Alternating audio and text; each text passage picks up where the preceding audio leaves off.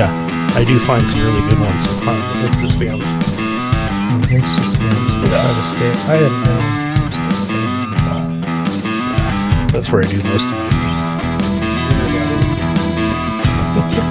My interwebbing. my interwebs. Okay, ready?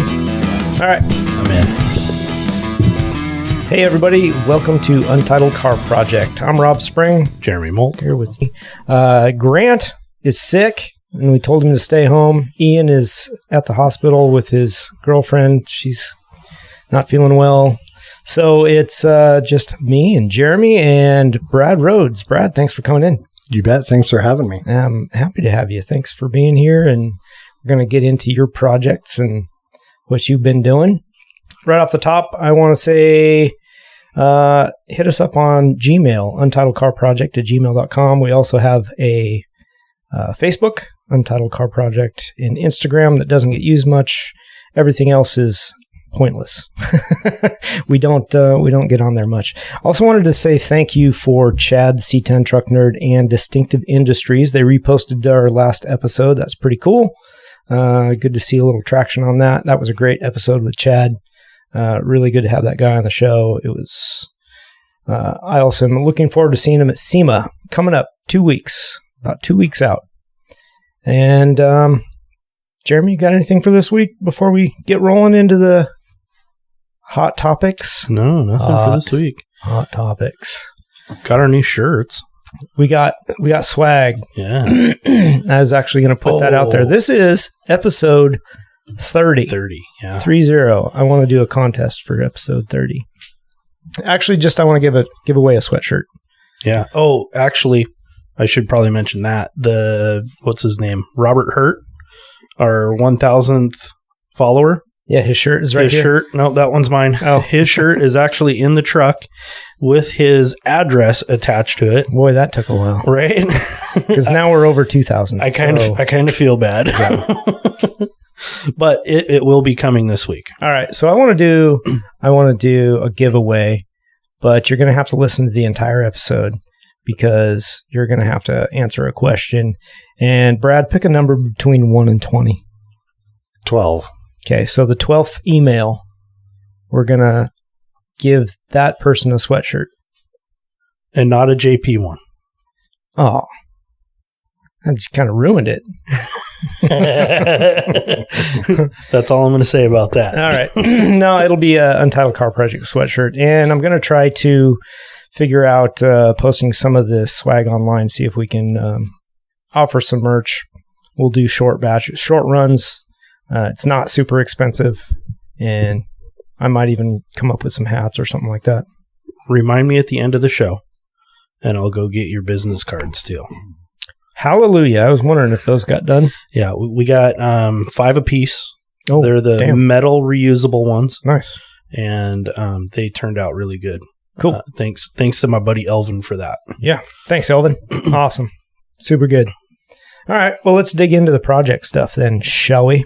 Oh, yeah. Shall we? Brad? Let's do it. Let's do it. You've been racing sprint cars. You started that. Okay, so backstory. I know Brad from high school, but we haven't seen each other in like 30 years. I was aware that you were racing cars a long time ago. Okay. And then, I don't know, I looked up your YouTube channel. It has 4 videos on it. Oh, you better not whopping. have. I did. Oh, no. All 4 videos. I'm going to post them too. Oh, please no. And they're from 2012. Oh, no way.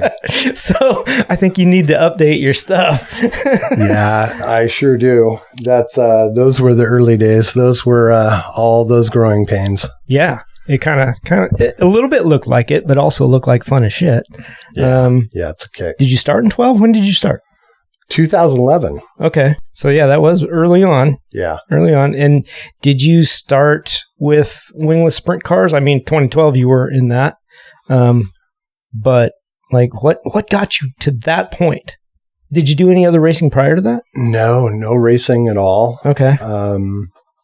I went out to Bank Speedway out here in Sunset Speedway, and I saw these guys running these cars, which I've seen in the past, with wings on them. Yeah. And so these guys, I'd say probably back in 2010, these guys were running these cars out at Banks. And I thought they might have been the smaller cars, but they had the big V8 engines in them. And I thought, oh my goodness, those look like a kick. Oh, yeah, they do. Yeah. And so I thought, I need to investigate this and see where they race out of. And I saw that there was 2 clubs, actually. There was a Oregon Double Shots and a Northwest Wingless Tour. And so I just, I kept following social media pages and stuff like that.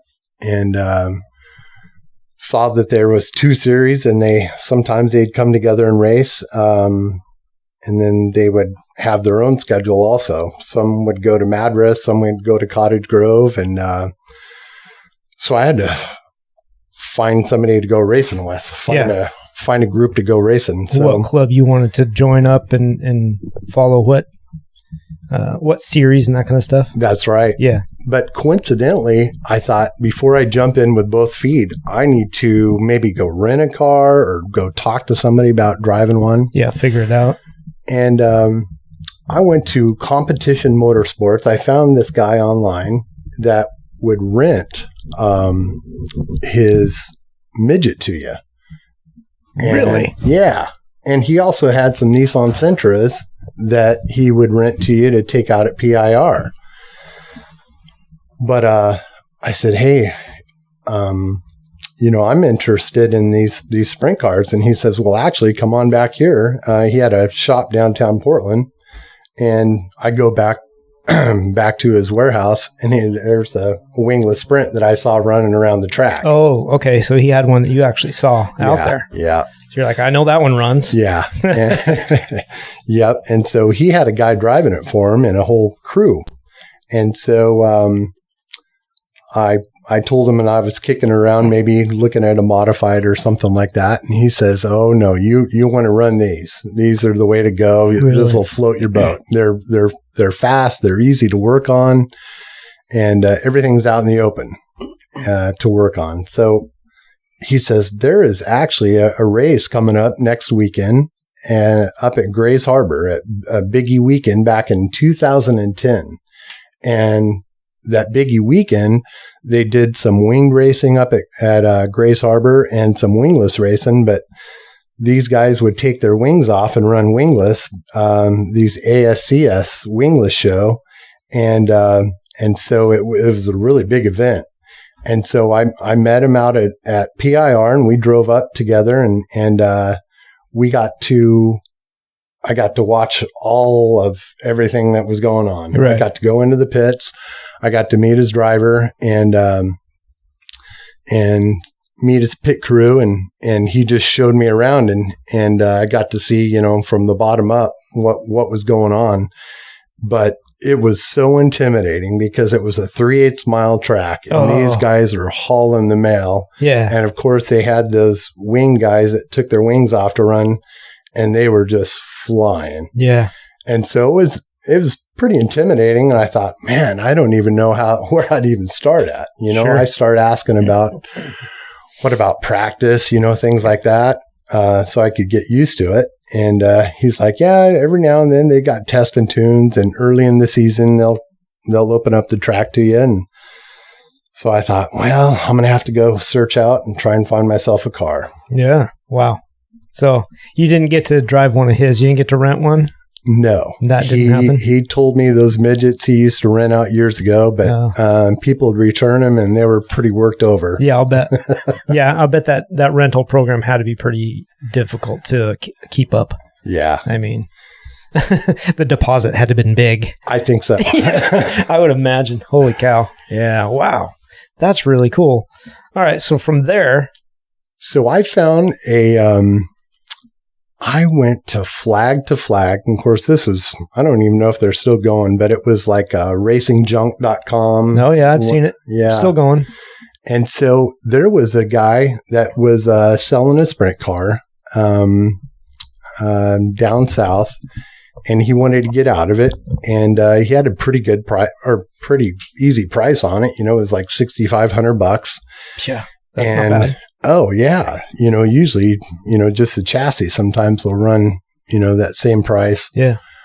For a Used. yeah. Yeah. Oh yeah. Very used. All used. Very. Well, this was very used as well to find out. So I go down and check this out, and I didn't know nothing about it, just from what I went to the races there. And I ended up buying a book, a sprint car book, how to set them up, how to run them. So I went down there and I just, eyeballed it, and all the parts and pieces were there. It was a runner. Yeah. And so I said, yeah, let's make a deal here. And so I bought that and a open trailer at the same time. And brought it home, and I was in heaven. There you go. I had a race car in the shed. Oh, that's awesome. Wow. That's a good start. Yeah. I mean, damn. Just buy it on Monday and race it on Sunday. Well, there was a little more to it. Yeah. I got it home and started telling my buddies about it, and then I got a hold of Ron and let him know what I'd got. And he says, well, let's run it by the engine guy. Let's see what you got there. And so we pulled it into one of my buddies' houses there, and we pulled the engine out, and we took it to the engine builder, and he tore into it and says, well, the issue here is you got just a subpar V8. It's pushing about 350 horses. Okay. And he says, you're running against guys with 500 plus. Sure. And so you're going to need to do something different. So we had to throw together an engine. And so that was pretty tough after buying that car and then having to go put an engine together after that. Yeah. Yeah.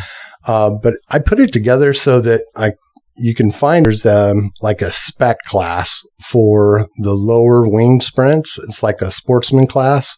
And so they'll do, cast iron block, cast iron heads. They'll give you spec heads and a couple of the other things that are spec. And so we built that engine, and I was able to get it on the track in 2011. Nice. Yeah. Yeah, that's really cool. So there is a spec class for sportsmen, something you don't have to go great guns and, build 800 horsepower. And that's right. All that. Okay, well, that's cool. That's good. So let me back up to winged versus wingless. Why? I mean, until I saw this, I didn't even know they did wingless class. I did not know that either, because I grew up going down to Cottage Grove and watching the wing races. Yeah. And it was, they're batshit. It's awesome. Oh, yeah. Yeah. Yeah. This fastest thing on the track. So why did they decide to change that or add the class, I guess? So I think it was somewhere back in the 60s to 70s. They had already had the traditional sprint car, wingless sprint, and they wanted some downforce because these things just slide all over the place. You come into the corner and you just slide out. And so somebody come up with putting these wings and sails on them, and it just took off. Yeah. But they still had that wingless class. They had that USAC class that they began, back in the 30s with the traditional sprint car. But in the 70s or 60s and 70s, they took off with that wing class. And of course, we know it. Yeah. Today is, that seems to be the big deal. Those World of Outlaw boys. Uh-huh. And then you have your local groups and series that, run West Coast or wherever. Mm-hmm. Your local groups, your local tracks. Well, your local tracks like Cottage Grove, they have a sportsman class one weekend and the 360s the next. Okay. Yeah. Keeps them busy. Gives everybody a place to go run. That's right. And it's a great start. So my theory to building that engine was I'll do a spec engine and put out about 500 and some odd horses. And so if I ever go to put a wing on it, I'll jump into that spec class instead of jumping into the full 360s. Gotcha. Yeah. And so I was able to do that. I raced out at Banks one time with the wing on it. And that is a smaller track. You really don't get the wind moving over your wing, holding you down as much, but it still works. Yeah. But then 2012, I took off to Grays Harbor and raced with a wing for the first time. Really raced with it. Yeah. And that was awesome because when you're running wingless, you'll come into the corner and you'll get off the throttle and you'll play around with it a little bit. Because you're just sliding and you're sliding, you're pitch and catch and absolutely. Okay. And so with the wing on it, you come into the corner and you mash it even harder. Wow, really? Yeah, you want that wind to really press down on you and hold you in that corner. Okay. So I finally got to hear that, that engine finally on tilt, all the way around the track, which was kind of cool. But that's awesome. Yeah, it didn't last very long though. Something broke on the front of it. Really? In a heat race, just when things are starting to go good and I was having some fun. Yeah. Something broke on the right-hand front of it. And, I totaled that car out. Really? Just roll end over end and that quick. Yeah. They come and they go. Wow. Yeah. Roll it on the track and you're looking for a new frame. That's right. Yeah. So you ditch that frame and you pull all the parts and pieces off of that car and move them over to the next one. And hopefully that engine didn't take a hit because that's the biggie. Yeah. Mm-hmm. Yeah. That's the big part. The really expensive part. That's right. Can be. I guess. After that, I just stuck with wingless racing. Yeah, really? Yeah. You're just like, I don't need to do that. Well, I still have a hankering to go do it. I'll bet. And we'll see. Yeah. Maybe one of these days I'll throw a wing on it. But just been doing the wingless ever since. What tracks do you hit? Like all up and down West Coast or? Just on the northwest end of it. Okay. So we go from Grays Harbor in Elma, Washington. Uh-huh. We go to Sunset out at Banks, Oregon. We go to Willamette Speedway. We go to Cottage Grove Speedway, Roseburg, and Medford. Okay. Yeah, that's about as far as I've went. Yeah. That's still Medford's a pretty good track. Yeah, that's from here. Yeah, it is. And 5 hours? Yeah. And it's an awesome track. Is it? Oh, man. Yeah. Yeah. Yep. And I say that because we're always looking for traction and, track prep is just so big. That track has a tendency to stay around all night, meaning it doesn't dry out. So you got traction to get with it. And How big is that track? It's about quarter mile. Okay. Yeah. Not bad. So Alma's the big one. That's the 3/8, and so is Willamette. It's a pretty good sized track.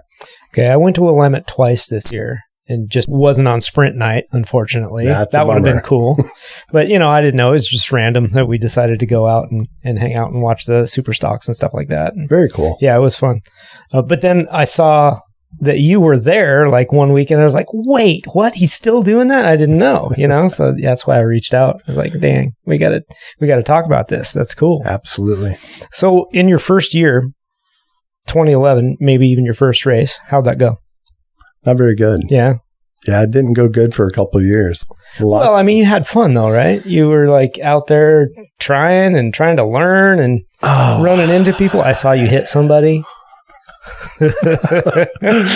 Oh yeah, that car was so challenging. There was a lot of components that I kept bringing to each car, and the biggest one was the steering gear. The steering gear was not working properly. And I did not find that out for a number of races until I put a buddy of mine in it to say, hey, can you tell me about this? What's going on is here? this thing this hard to drive?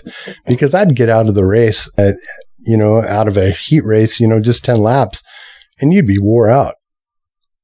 And I'd think, what's wrong? Be this tired. It shouldn't be this tough. I'm having a good time here, but this is really, really, a big time workout. Well, I put my buddy in it and he took it around the track probably, 8 laps and pulled it to the infield, and you could see him looking around and finally got towed off the track. And he says, oh yeah, you got some major steering issues here. Oh, really? Yeah. Wow. Yep. So it was just fighting you the whole time? Just fighting me the whole time. But okay. The YouTube stuff, that was, I had a front brake that was catching on me, and I didn't know that you're supposed to run this 500 and some odd degree brake fluid in it. Yeah. I was using, I thought, really good .4. Sure. This is going to take care. Well, your brakes get so hot out there that it was breaking down the fluid causing condensation in the brakes, and the pucks were rusting up. Oh, wow. And so yeah. you'd put the brake on and the brakes would stay engaged. Yeah. So that was some rough goes there for a while. Learning curve. Oh, big time learning curve. All the learning about racing, kids. So those cars are interesting. I don't know how Super. similar they are to like the kids' quarter midgets, but like the quarter midgets, you start the kid in the car first and square it up completely, right? So the front tires are exactly the same distance on both sides to the back. Mm-hmm. And when they start getting faster, then you start adding angle to the rear axle, and it actually makes them go faster. So, you start them. Helps the turn. That's right. Yeah. You do that in the big cars too? Not a whole lot. Yeah. No, you pretty much go straight up. You set your toe out a little bit, but your front axle, you just measure off your engine plate, and you might put that right front up a little bit, but not much, maybe an eighth of an inch at the most. And then the rear end of the car's squared off the motor plate as well, and everything's straight up with that. Yeah. So does your front axle, does it twist? It does. Would that be articulate? Articulate, yeah. Yep, So it does. Does that make it easier and harder to steer? I plumb that, or I adjust that. So it's just vertical off of the factory settings, so to speak. Like, I would say there's a piece of metal that comes off that is straight that we basically plumb off of. And so that's just 90 degree. We keep it straight up. With the ground. With the ground. Okay. Yep. With the chassis. Yeah. With the chassis, yeah. So that kind of opens up something I wanted to talk to you about. Like you've got to be super involved with all the mechanics of the car. Yes, absolutely. Yeah. There's nothing like the sprint car. It's just purposeful built. You'll buy a frame and then you'll buy all the parts and pieces to put on it. So you're building your car every time you wreck it. Yeah. Or you get a new chassis or whatever parts and pieces, you're installing it. And so, that's when you start, you're making friends, at the track, trying to figure out, different ways or, to put your car together, different sequences they know that you don't know. But there's a book, there's that sprint car book. I think one of my very first purchases that I did is I bought one of those books. And so it gave you like a starting point on how to put these cars together. Interesting. Yeah. Yeah. So it seems like such a giant undertaking. I mean, racing sprint cars in general, any kind of racing is a lot. And I get that because I do a little bit of that myself.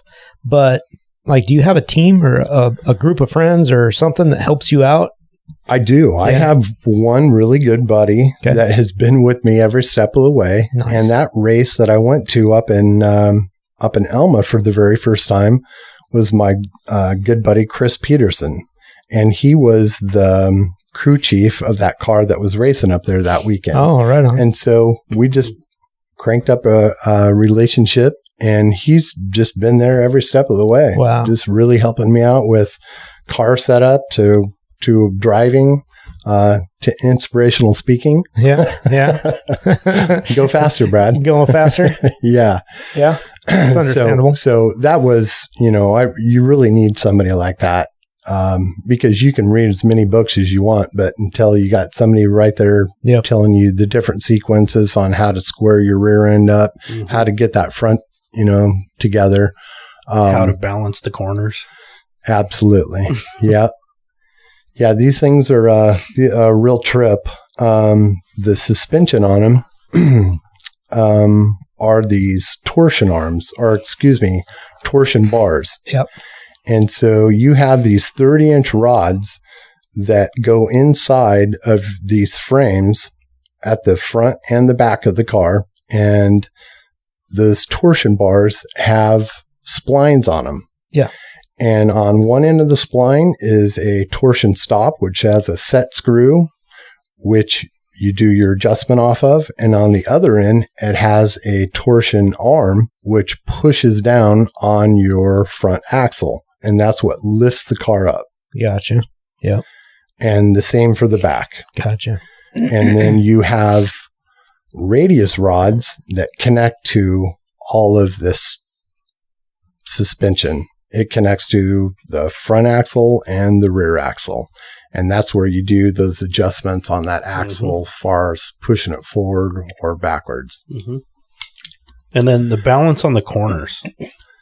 So like Rob, if he was to put his car on scales, he'd want it as close to 50-50 front back and as close to 50-50 right left, right? Gotcha. On your car, it's not even close to that. I have never scaled my car. Really? Yep. Oh. I've wanted to do that because you're always putting these turns in those torsion arms. Yeah. And so if you're wanting to put weight in your left front, you would put put some turns into that torsion or that torsion screw. Mm-hmm. And so I would like to see what that actually does to the car. Yeah, when you're adjusting it. When you're putting that adjustment in, because... Am I going the right way? Well, is this right? Usually, not always, but usually your back left tire is substantially heavier than the back right. And the reason is, you're pitching that car to the right, going through every corner. So you want the weight as heavy on that back left as you can. Keep the traction on the inside. That's right. Yep. So that's where that book comes into play also. It not only does it tell you how to set your car up or to build your car, it'll tell you how to set it up. And so it'll give you some guidelines. If you're on a quarter-mile track that is tacky, they'll give you some setup, or whatever chassis you might have. Like if you have an Eagle chassis, you can go onto the Eagle site and they'll give you some starting guidelines. Okay. They'll give you some blocking, and so that's where your heights of your car come in. And so they'll suggest a 4-5, 4 in the front and the 5 in the rear. So you'll have a 4-inch 2x4 that you'll set under on top of your bottom frame rail, underneath of your front axle, and then you'll jack your car up, and then you will bring down that torsion arm to set on top of that axle. Oh, wow. And then you'll put your screws in that torsion arm. The adjuster. Yeah. And then you'll put your car back down, and now you're set to 3 inches on the front. And then you'll go to the back and you'll do a 4. And so what that's going to do for you is it's going to keep the front end up and the back end a little bit lower.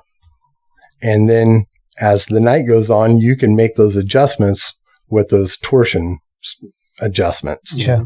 Those screws. Gotcha. So just based on the feel of the car. By the feel of the car, the feel of the track, the way your night's going. Yeah.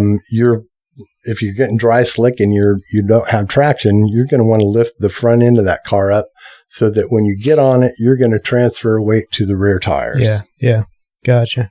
How long did it take you in your driving career, like, to be able to feel the difference in what the car's doing? Oh, I would say it took at least a good 5 years. Yeah. Because you just felt like you're on Mars in those cars. Unless you're just out there driving going, I don't know what it's doing this. I don't know how to fix it. Oh, yeah. You don't know if you have a tight car, loose car, what's going on, because you don't have any experience to really compare it to. Sure. And then you're driving, flying around. And so it's really hard to see what you need. Yeah. You're just out there making laps, staying down low, trying to stay out of everybody's way for quite a while. Yeah, I'm sure. Yeah, until you start making adjustments, and then you can feel, oh, that made this oh, it's better, or it's worse. Yeah. And you just start playing with it. Yep. I think that's a big key with it too. With any kind of racing, you've got to be willing to make those adjustments, knowing you might be going the wrong way, but you have to go out and feel it. Like, is this working? Yep. I didn't feel anything. I don't know. I can't tell. Fire for effect. Turn it more. Turn that screw more. Your friend that goes with you, he was pretty well versed when you bought the car, right? He was, yes. He actually had ran pavement sprints and dirt sprints, and he had won a couple championships in dwarf cars. Nice. And so he knew what he was doing. Right. Yeah. So translating what you were telling him the car was doing was probably a really big deal the first couple of years. It was, but even though I would say it was doing something, he would see it from another. You'd be like, no, it's not. It's doing this. That's right. I'd say maybe we ought to, I'd take my first step. Maybe we ought to put some more air in the tire. Take a little out. No, we're going to keep going this direction. Yeah, he knew better. Let's try just this from watching instead. it. Yes. Yeah. He's pretty seasoned eye from the side of the track. That's right. Knew what was going on. I mean, that's a great guy to have in your corner, especially when you're trying to learn it. Yeah. Oh, yeah. Both of you being blind, you can go down the path the wrong way really quick. No doubt. So, yeah, you kind of answered it. So you're hands-on. You do all the mechanicking yourself. Does Chris come help you? Do you have anybody else that works on it? Nope. Just myself. Just you? Yeah. Yep. We'll pull the engines out and get them freshened, and we'll send them off. I have somebody do that. Yeah. But we basically get the engine back and do everything from there. We'll stab the distributor in and throw it in the car, and then you're off and running. Yeah. Cool. Yeah. Yeah. That's pretty awesome. I mean, you know the thing from front to back. It's kind of the way to. If you're going to be out there racing, true project car guy right here. Better know. That's right. Yeah. Looking back to when you started, and it sounds like basically that guy talked you into, now this is what you want to do. You ever think of trying something else? Like, are you happy that you made that decision, or? I am pretty happy with it. The only issue I have is just the tracks dry out so much that it kind of takes some of the fun away, because you're not just really flying super fast anymore. When there's not that grip. Yeah, they're just not that grip. Tires spin a lot more. Yes, they do. Yep. So, I've thought about oval pavement. I thought that'd be a kick, and seems like to fun. give something like that a try. Yeah. Yeah. Maybe in the future. Not ruling it out. Oh, yeah, I'd rule it out. I'll probably just hobby this all the way to the end. Oh, okay. And maybe throwing a wing on it, just to... Yeah, try something else. Yeah. Same car, different feel. Yep. Pretty much. That's cool. You didn't think about like IMCA mods or anything like that? I did. Yeah. And that's when I went into that guy's shop and was telling him about going up 84 and looking at a modified, and then going and looking at a late model, and he says, well, how much do you know about that? I said, I don't know anything. He says, no, you want to be here. This is what you want. Because he knew it, and he was going to step in and help you. He knew he was going to help you. I think he had resources to help me. He had friends, and then he had his cars. So, if I needed any resources, he was there to help. Yeah. So he was really pushing it. And I'm glad he did, because, I've been around all of them, the late models, the modifieds, and they scream around the track too. But this just seems like my cup of tea, I guess. I like it. Yeah. That's cool. How long before you actually started feeling like you were competitive?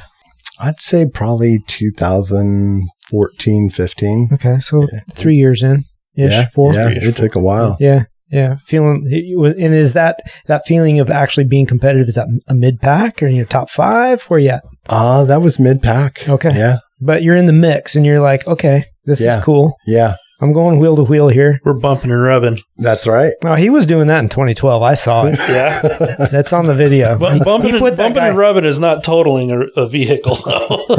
He put that guy right in the wall. That's right. Yeah. That's what happens when you try to pass me. Yeah.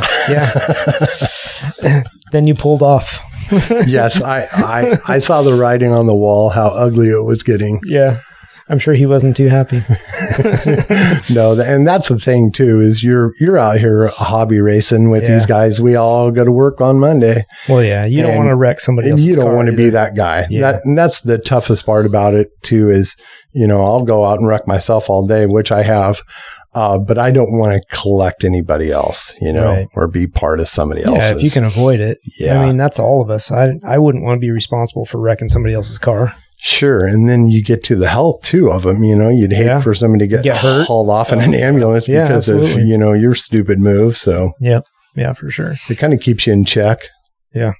Yeah, a little bit. Mm-hmm. I mean, we're smart enough to know better, most of us anyway. Mm-hmm. When did you win your first race? I have not won a race. Not on a full on. Really? I'm speechless. What? Nope. No. Nope. Out of all these years, I pulled off a second back in 2014 in that Oregon Double Shot Series. We went over to Madras, and actually a buddy of mine let me jump in this car that I have. Of course, it's not the same chassis. Actually, it is the same chassis. I jumped in this car for the first time. My engine blew up in 2014 at the last race of the year. And so I needed to do something with my engine. And anyway, this race come up, and my buddy said, "Hey, do you want to race this car?" And I said, "Yes, please." Yeah. And so I went over to Madras, and I was able to win the trophy dash and got second to a guy that's been racing for quite a while. Nice. Yeah. Wow. That's cool. It's about as high up as I've gotten. And you now have that chassis. I do have that chassis. Yeah. It's an older chassis. I thought I'd gotten rid of that. Mm-hmm. This chassis has been around a while now. And it's hard to get rid of them when they're working good, even though this is a 2012 chassis. Yeah. But it still works. So it still works. It is not straight. She's been put up on jacks a few times, and she's off a quarter of an inch in a couple spots, but just adjust it out. It'll be fine. Exactly. Exactly. Just keep running it. I love it. That's great. So, all right. Never won. How about like a championship? I have. Yeah. In 2014, I won the Northwest Wingless Tour Championship, and then 2011, I won Rookie of the Year. Nice. Yeah. That's cool. That's an honor. So when you run a championship, you named, 5 or 6 different tracks for the Pacific Northwest. Mm-hmm. Are all those tracks involved in a championship, or sometimes it's 2 or 3 tracks get together and they'll run a series? And so how's it work for you guys? So with the Wingless Tour, they would set forth probably about 12 to 15 races a year, and they would encompass Grays Harbor, Sunset, Willamette, Cottage Grove. And that was about it back then. And so we'd race at each track 2 or 3 times. Yeah. Yeah. And it was just a small series. How is it now? They've ventured out. They've even went up to Skagit. I've missed those races because those were some years that I was off.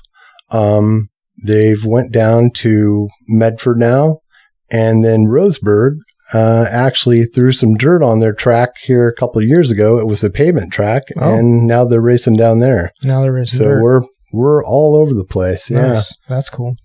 That's pretty fun. I'm definitely going to be watching for the wingless sprints now this next year. You're going to have to come out. Oh, I'll be there. Yeah, okay. Absolutely. I'm in. Yeah, let's do this. Oh yeah, I love it. Out here at Banks and Willamette. Yeah, for sure. Yeah, come to Willamette race. I'll pay the extra money to get into the pits too. Yeah. Oh 100%. Yeah, then pit passes are getting pretty steep nowadays. Yeah, are they? Shit, I'll pay the $50 or $25 or whatever it is. Yep.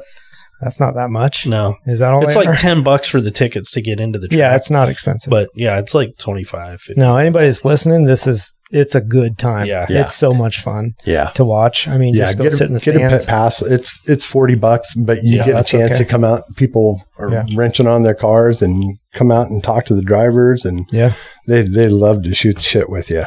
Oh, absolutely. We'll bring microphones. It'll be a good time. There you go. That'd be fun. Does sprint car racing still have the appeal that it did when you started 13, 14 years ago? It does even more, I think, now because things have gotten better. Yeah. Things have settled down. Things aren't moving so fast. Things are coming to me. Mm-hmm. And so I'm going faster. So it's funner. Yeah. Yeah. Oh, yeah. Yeah. Still having a good time at it. Still having a good time. Yeah. You know the routine now. That does it takes some of the stress off of it.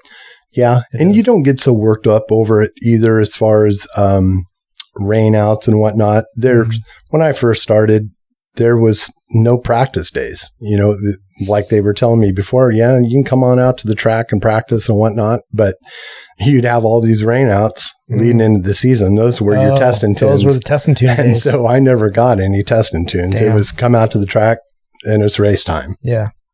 Your heat race was your practice.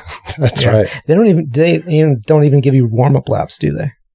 They do. They'll do like pack the track in, and they'll bring all the classes out on the track the first time you hit the track, and you'll put some heat in your engine and run around the track, and then they'll pull you out there and they'll do hot laps.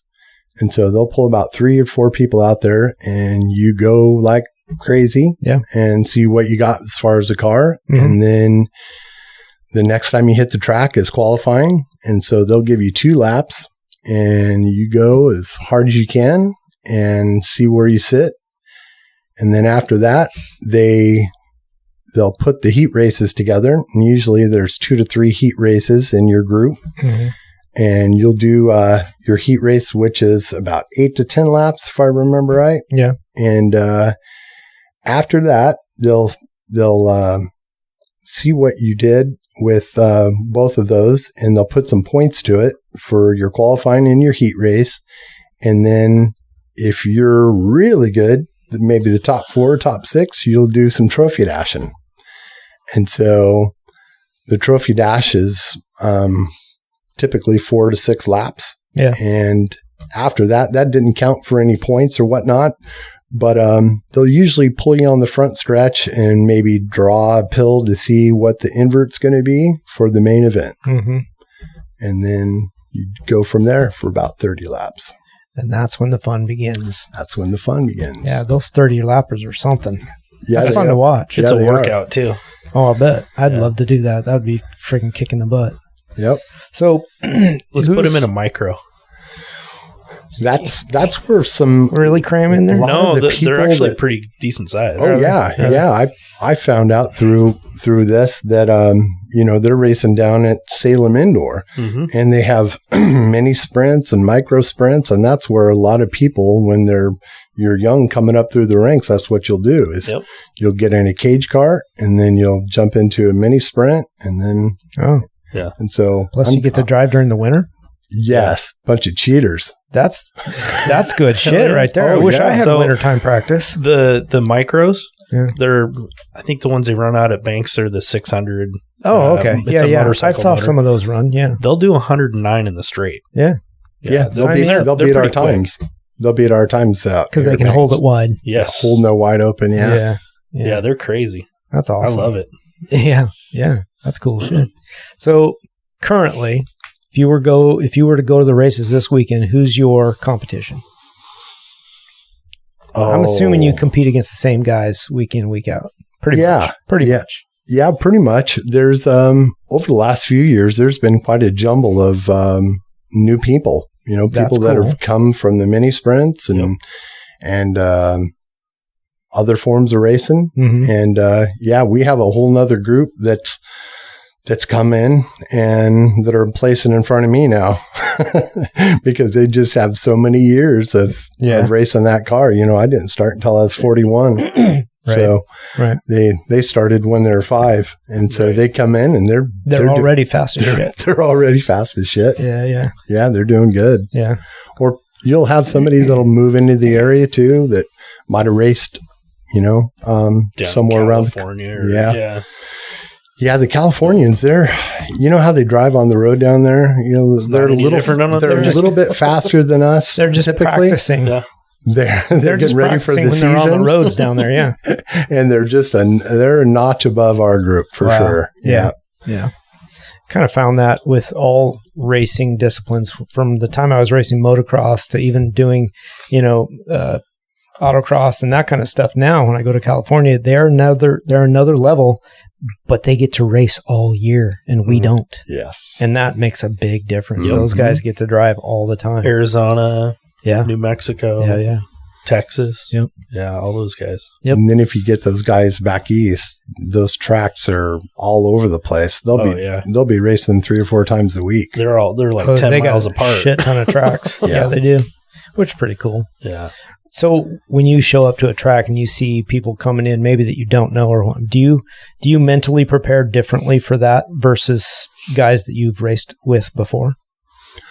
No, I'm really competing against myself most of the time. Yeah. You're just going out there as hard and as fast as you can, and then you'll just be racing, whoever's in and up about your same lap times, that's about who you're going to be racing with. And it's like, oh, hey, look, there's Bill this time, we're going to be racing around each other tonight because we must have about the same setup or whatnot. Yeah. Just kind of where your car slots in. Wherever you line up at. Gotcha. Yep. Yeah. So by the time you get to the main event, you kind of know where you're going to be.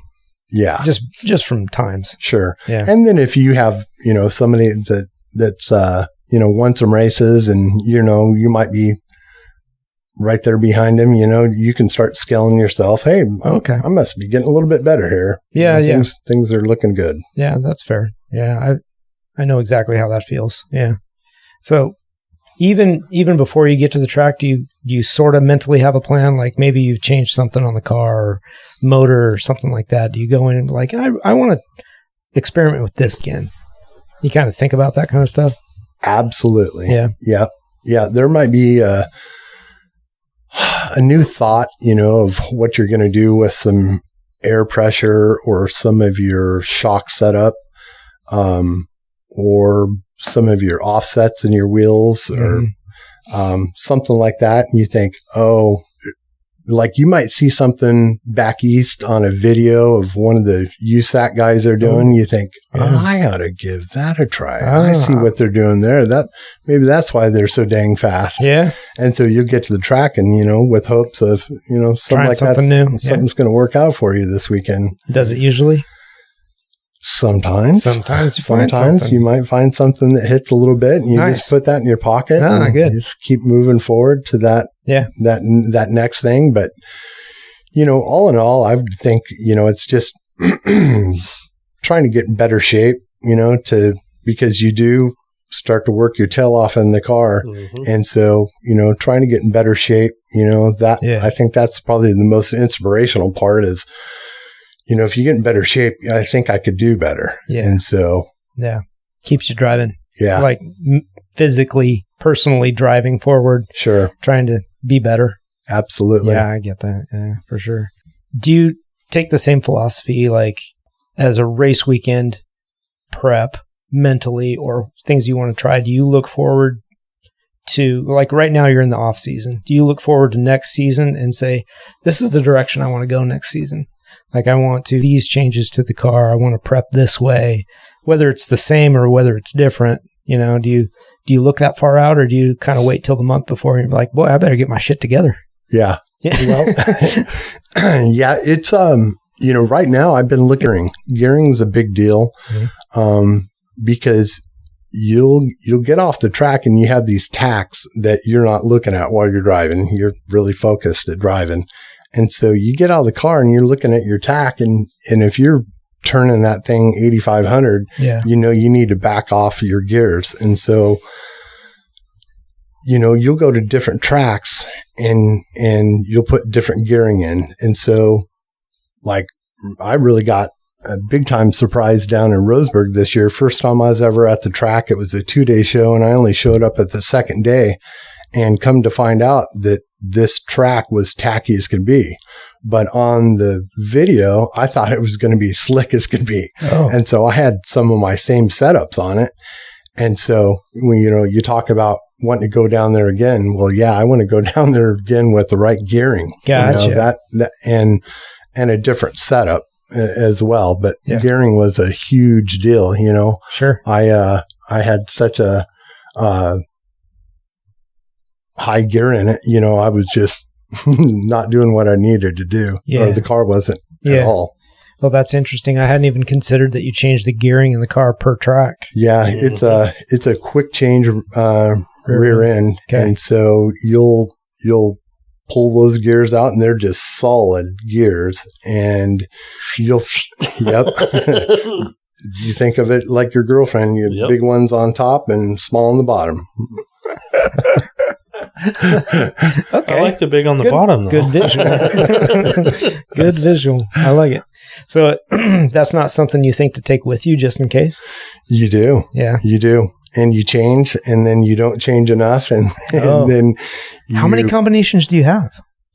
I probably have 15 combinations. Wow. But now it's starting to dial in, over the Where years. you really like it. Yeah. That's right. Where Banks, you would have a totally different gear Mhm. compared to what you'd have at Grays Harbor. Yeah. Yeah. 3/8 mile compared to a 1/4 mile, and then the track conditions, whatever they're going to be.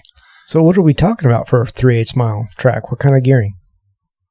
So you have two different rear ends. You have a 411 or a 486, and you put, like, my gearing is a 653 or 657. Wow. And so you're up top, Yeah. and then I'll range all the way down to a 602. Okay. And the RPM you're turning at that with that gearing? You want to stay, you don't want to tell your engine builder this, but I like to stay right in around $8,000, That's what I was thinking. That's Yeah. really high. It is high. And, I think they want you to stay anywhere from 65 to 7. But, I'm sure. Yeah. But you're not. My But engine you want to build, be competitive. yeah, That's right. Exactly, right? I mean, my engine builder is telling me don't bounce it off the rev limiter. So he's like, "Well, just raise your rev limiter." I was like, "Ooh, okay, There you go. I'll do that." Yeah, just turn that thing up. He's like, "Turn it up to like 7,800. You'll be good." Sure. All right. One good thing is you're not turning these things like the wing cars. You're not consistently on the throttle. You're just on it maybe On a off. couple Yeah. seconds. Really? You know. Okay. Yeah. Down the straight, 3 Yeah. or 4 seconds. Partway through the corner. Yeah. Yeah. Yeah. I guess. Yeah. I've never driven a sprint car. So. Mostly it's you're diving into the brakes, maybe coming into the corner, but coming out of that corner, you're all about it. That's right. Yeah. Giving her all she got. Yep. So talk to me about tires. I have one. Money. I have a spare. Money. I have one hanging from the. It used to be hanging from the ceiling in the garage. You got a It's out sprint back car now. tire? Yeah, Oh, nice. yeah. I'll show you on the way out. Yeah, you want to get stock in Hoosier. Oh yeah. I have that. Yep. Yeah. Yep. Different Hoosier, but yeah. Yep. How many you go through in a season? Oh, quite a few. So the fronts you don't go through so much. I'd say maybe every 5 races you're going to go through a set of fronts. Okay. The right rear, if you use it all night, you're going to go through a right rear.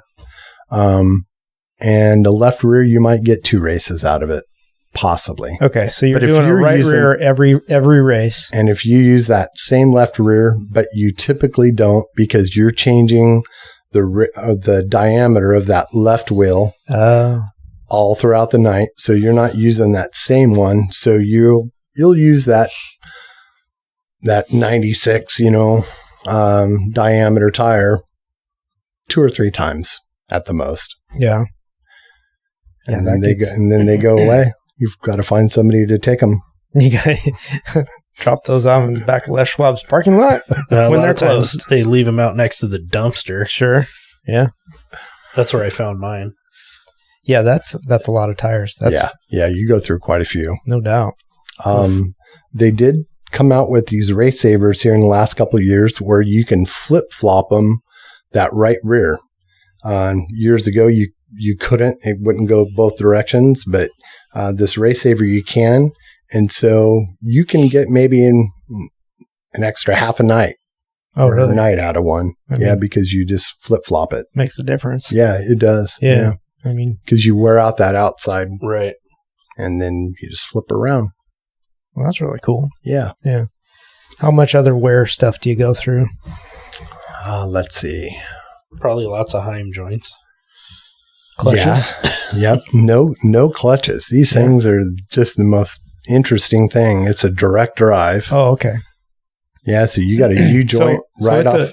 It's a push start. It's a push start. Deal. Yeah, it's you don't just like stop them. The car. It's just like them Cox cars that you had. Yep. You got at Christmas when you were a little kid. Yep. You push start them with some fire, and off they go. That's so you have nuts. It is. That's nuts. So you have there's a sequence to it. When you're starting that thing out, you'll turn your fuel on and you'll put it in gear, and you'll get a push truck to push it, or a four-wheeler. Mm-hmm. And then you get your oil pressure up enough and you turn your mag on and off you go. Off you go. Huh. That's crazy. Well, why you even run? Oh man, I don't know. This kind of boggles my mind. Yep. Yeah. That's weird. It's a little tricky when you come off the track. You got to make sure you're... Yeah, I'm like, all right, now how do you stop the thing? You're more focused coming off that track, because I've had people walking through the pits, walking in front of your car, and you're thinking, I've got to coast this thing in. Yeah, no doubt. So you got your hand on that lever to knock it out of the gear. So you have a cable that goes to the rear end, and that's how you engage it. That's how you engage it. Okay. That was like, all right, how are we putting it in gear if you don't have it? It's like an in-out box, basically. Sure. Yep. Yeah. Just, okay. That's kind of nuts. Yep. Wow. Yeah, it's kind of strange. These cars, that's probably the hardest thing I've had to get used to, is the way you sit in these cars. It's like sitting at a dinner table with a plate sitting almost horizontal in front of you. And it's not the most comfortable thing. Yeah. And you're in these full containment seats. Yeah. And so a lot of your visual is away. And then you have your harnesses, and you have a ratchet harness, that you can ratchet down to keep you, from moving around at all. Cause you really don't want to move around in these cars, or you're going to get distracted. But really challenging. It's not like sitting in your Nova, giving her a run. Right. You're in this really awkward sitting position, but you are upright. But no visual on the right. And that's a tough part, because you get to making moves, and you want to see, who's around you, but it's kind of the unknown, or, who's out there, who's over there. So you just hope you're not making, too much of an evasive move. If you're coming out to the right, you do it somewhat gradually. Yeah. And I hope nobody's there. And the guy behind you, they know what you're going through too. And because he's trying not to hit you. That's right. Yeah. He's like, he can't see that side. You don't want to be over there. That's right. You don't want to be in that spot. Gotcha. You don't want to be to somebody's outside. That makes sense. Where they can't see you. Yeah. I don't know if you know the history of this, but why no gearboxes? Like, why no clutch engagement? Why did they do that? I think just simplicity, for maybe. Project car guys, this might be really interesting. Like, I knew that. I mean, I've seen them get push started, but I didn't really know why. Yeah. Well, it's funny you say that, because a lot of the tracks are bummed out, when we show up, because they have to pull out all these damn push trucks. Yeah. And then if you get a red or a yellow, you've got to do it again. Everybody's got to shut down, and then you got to crank everybody up again. Yeah. So it takes time out of the show. Oh, absolutely. I've heard them verbally say, "Oh man, I hate it when you guys come to town, because we got to use all these push trucks." Yeah. Interesting. Yeah, because I'm sure. Well, you can't really have your own crew come out with their four-wheeler. I guess you could, but I don't know if they allow that. But yeah, there's no idea why it's that way. Like, from history, it's been no gearbox. Maybe that's it. It's just the way we ran them. We didn't have gearbox, and we didn't have. Yeah. Yep. I think there is There is some groups that have starters in them. I don't know how that would work, as far as putting them in and out of gear, but I know that they had starters on them. But started in gear, maybe if it's a strong enough starter to just roll. It could be. I used to start the 64 once in a while. Well, I remember some of the old cars, like you could, old Ford pickup, you could start it in first gear. Yep. It would just roll the car. Mm-hmm. So I wonder if that's the deal, if it would just crank it and go. Possibly. Yeah. Interesting. Mm-hmm. That's kind of crazy. It still kind of blows me, like stuff I didn't know. What else don't we know about sprint cars? What other interesting stuff are we not seeing from the stands? Since he was talking about the safety of the people outside of the car, let's talk about the safety on the inside of the car. Sure. Yeah. Yeah. So you're going to want to be wearing fireproof underwear, fireproof socks, all the fireproof goodies, balaclava. Yeah. And then you want to get yourself a suit that's fire rated. You want to get yourself some gloves and some shoes that fit you, and then get yourself a good helmet, because you're going to wreck. Yeah. You might as well figure you're going to wreck. Or snow helmet. So you want to get all snelled up and get yourself something good. Don't cut corners with that helmet. I've taken enough hits on my head that you want to make sure you got a good helmet. For sure. Yep. Yeah. And then you got tear-offs, and so you'll line those up before you go out. Yep. You'll use those early in the night when the track is tacky and you're throwing a little bit of mud, but you got a dry, slick track when you're not using any tear-offs at all.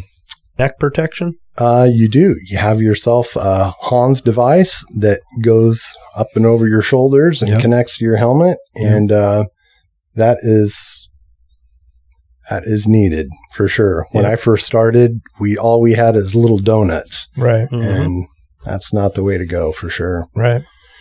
I'm lacking a fire retardant. That's what I was just going to ask. Do you have suppression? That's one thing I'm missing. Yeah. I pretty much got it all, but that's one thing I'm missing. Is that pretty common in sprint cars? It's starting to be common. Yeah. Yep. And it's starting to be qualified, I think, or required for some of the bigger groups. Yeah. Yep. I wouldn't doubt it. Yeah, I mean, that's a big deal. It's almost time. It's about time. Yeah. If you've ever watched any videos of them catching on fire, it's ugly. You think you'd go get it the next day, but I'm a hard learner. We had a guy on, Mark Petronas, that had that happen at a different style track. Yep. And he highly recommends them. Yeah. Yes. So. Yep. That methanol burns clear. Burns clear. Yeah, you can't see it. Yeah, they'll see you jump out of your car and you start. That's why Ricky around. Bobby's running across the track going, "I'm on fire! I'm on fire! You're not on fire, Ricky Bobby." That's right. Yeah. Yeah. Yep. They think you're just out there knocking bugs off you, and you're on fire. Yeah. What about the seatbelt? So you're in a 5-point harness, and they make you get those every couple of years to stay up with them. Yep. And so, you used to manually pull them down, but across your belt, or across your lap, but I ended up getting the ratcheting ones, and those are game changers. You want to really be ratcheted in those. Down, huh? I've noticed that since these full containment seats and these ratcheting straps, it's almost like I've picked up the pace because I'm not floating around the car, moving around, holding myself in the car, having one hand on a panel or a rail or something like that. You got both hands on the wheel now. Yeah. And you're not worried about moving around. Wow. Yeah. Okay. Interesting. Yeah. So that was something I had mentioned to somebody else one time. I'm like, if you're not basically mounted to your seat, you can't drive that car to its full potential. No, you can't. You're fighting it. Yeah. I've fought it in other people's cars, driving them and stuff like that. It's like I'm sliding over here. I'm bracing my knee, and it's just like, how do you? Yeah, I can't. That's do that. why Grant, you can't drive it as fast as you should. That's why Grant can. That's why I can't drive Mustang so fast, because he's harnessed in there. Yeah, I don't wear his harnesses when I drive his car, and that's part of the problem. Because he's got very flat seats too, and they don't hug you. you know? Yeah, I even have a knee guards that kind of wrap in and out of my legs, and I got that mounted to my seat, and that really keeps you pinned in. Really? Yeah. You don't want I haven't a whole lot seen of that. movement. That's cool. So the other thing the kids use is wrist restraints. Do you guys use those? Those are required.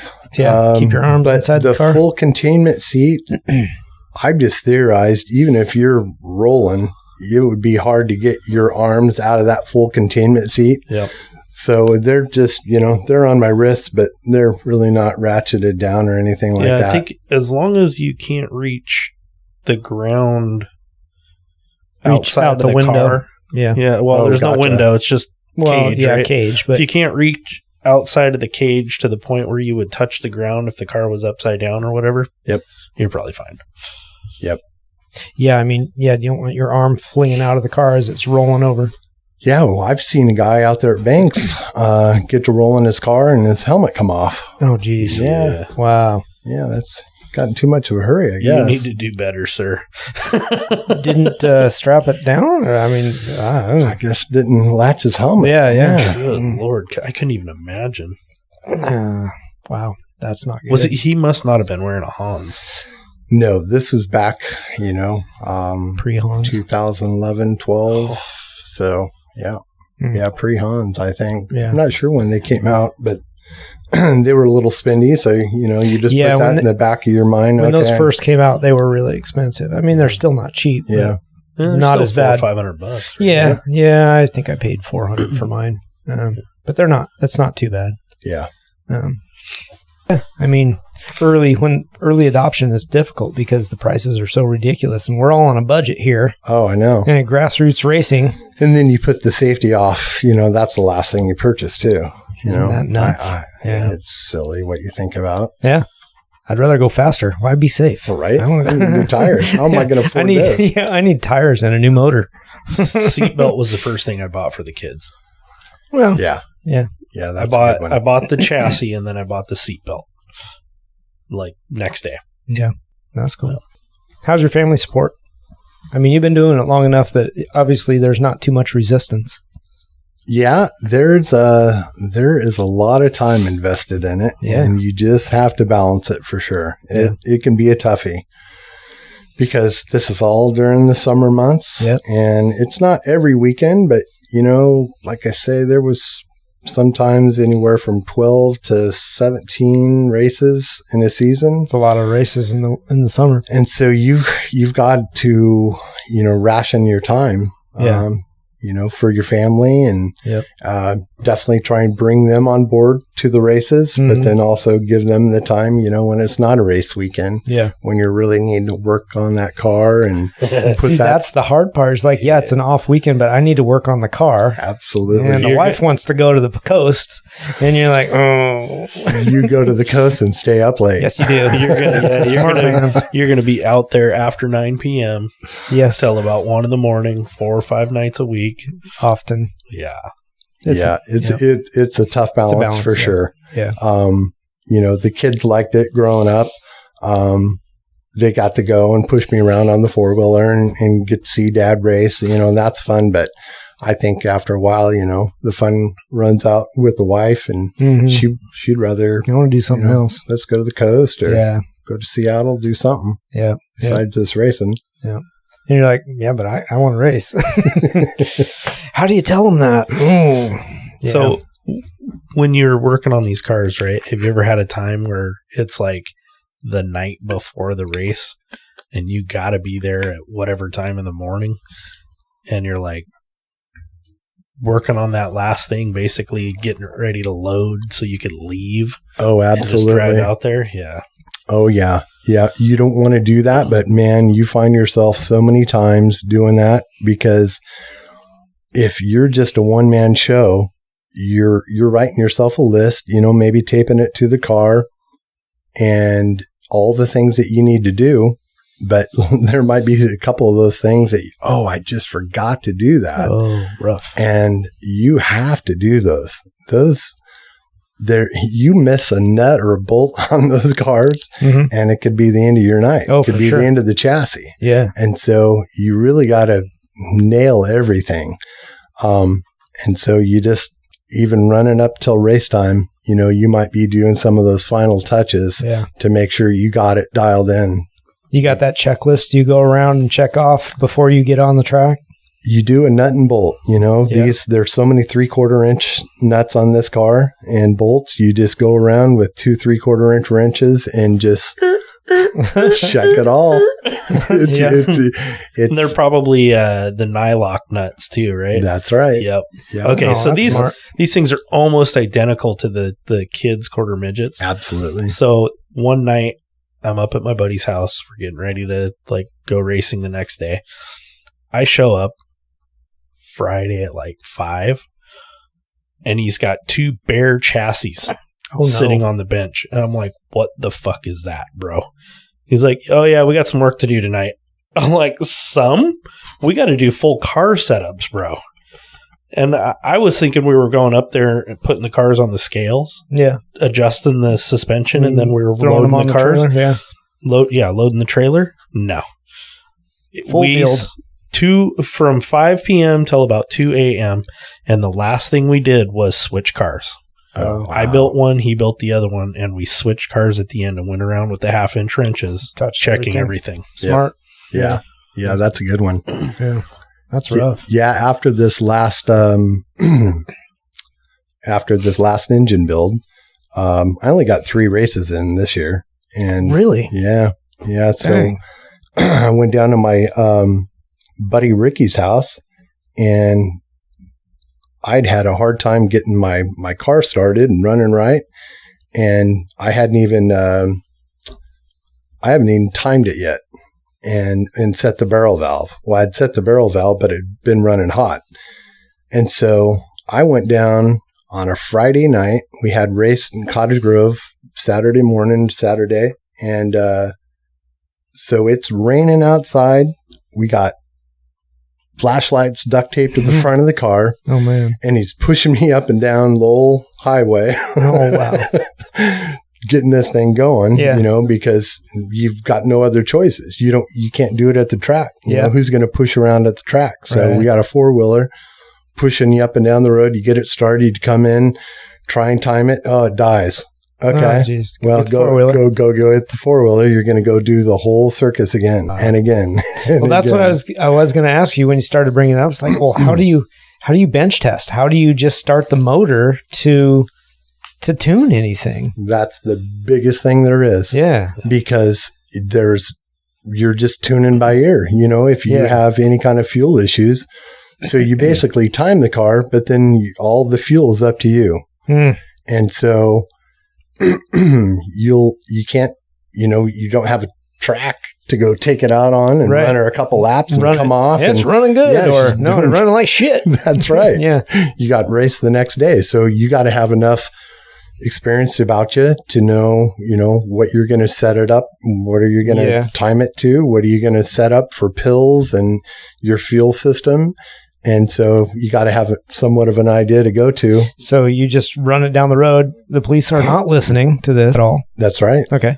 So just run it down the road. And dark, it's not illegal, is it? No, they can't see it.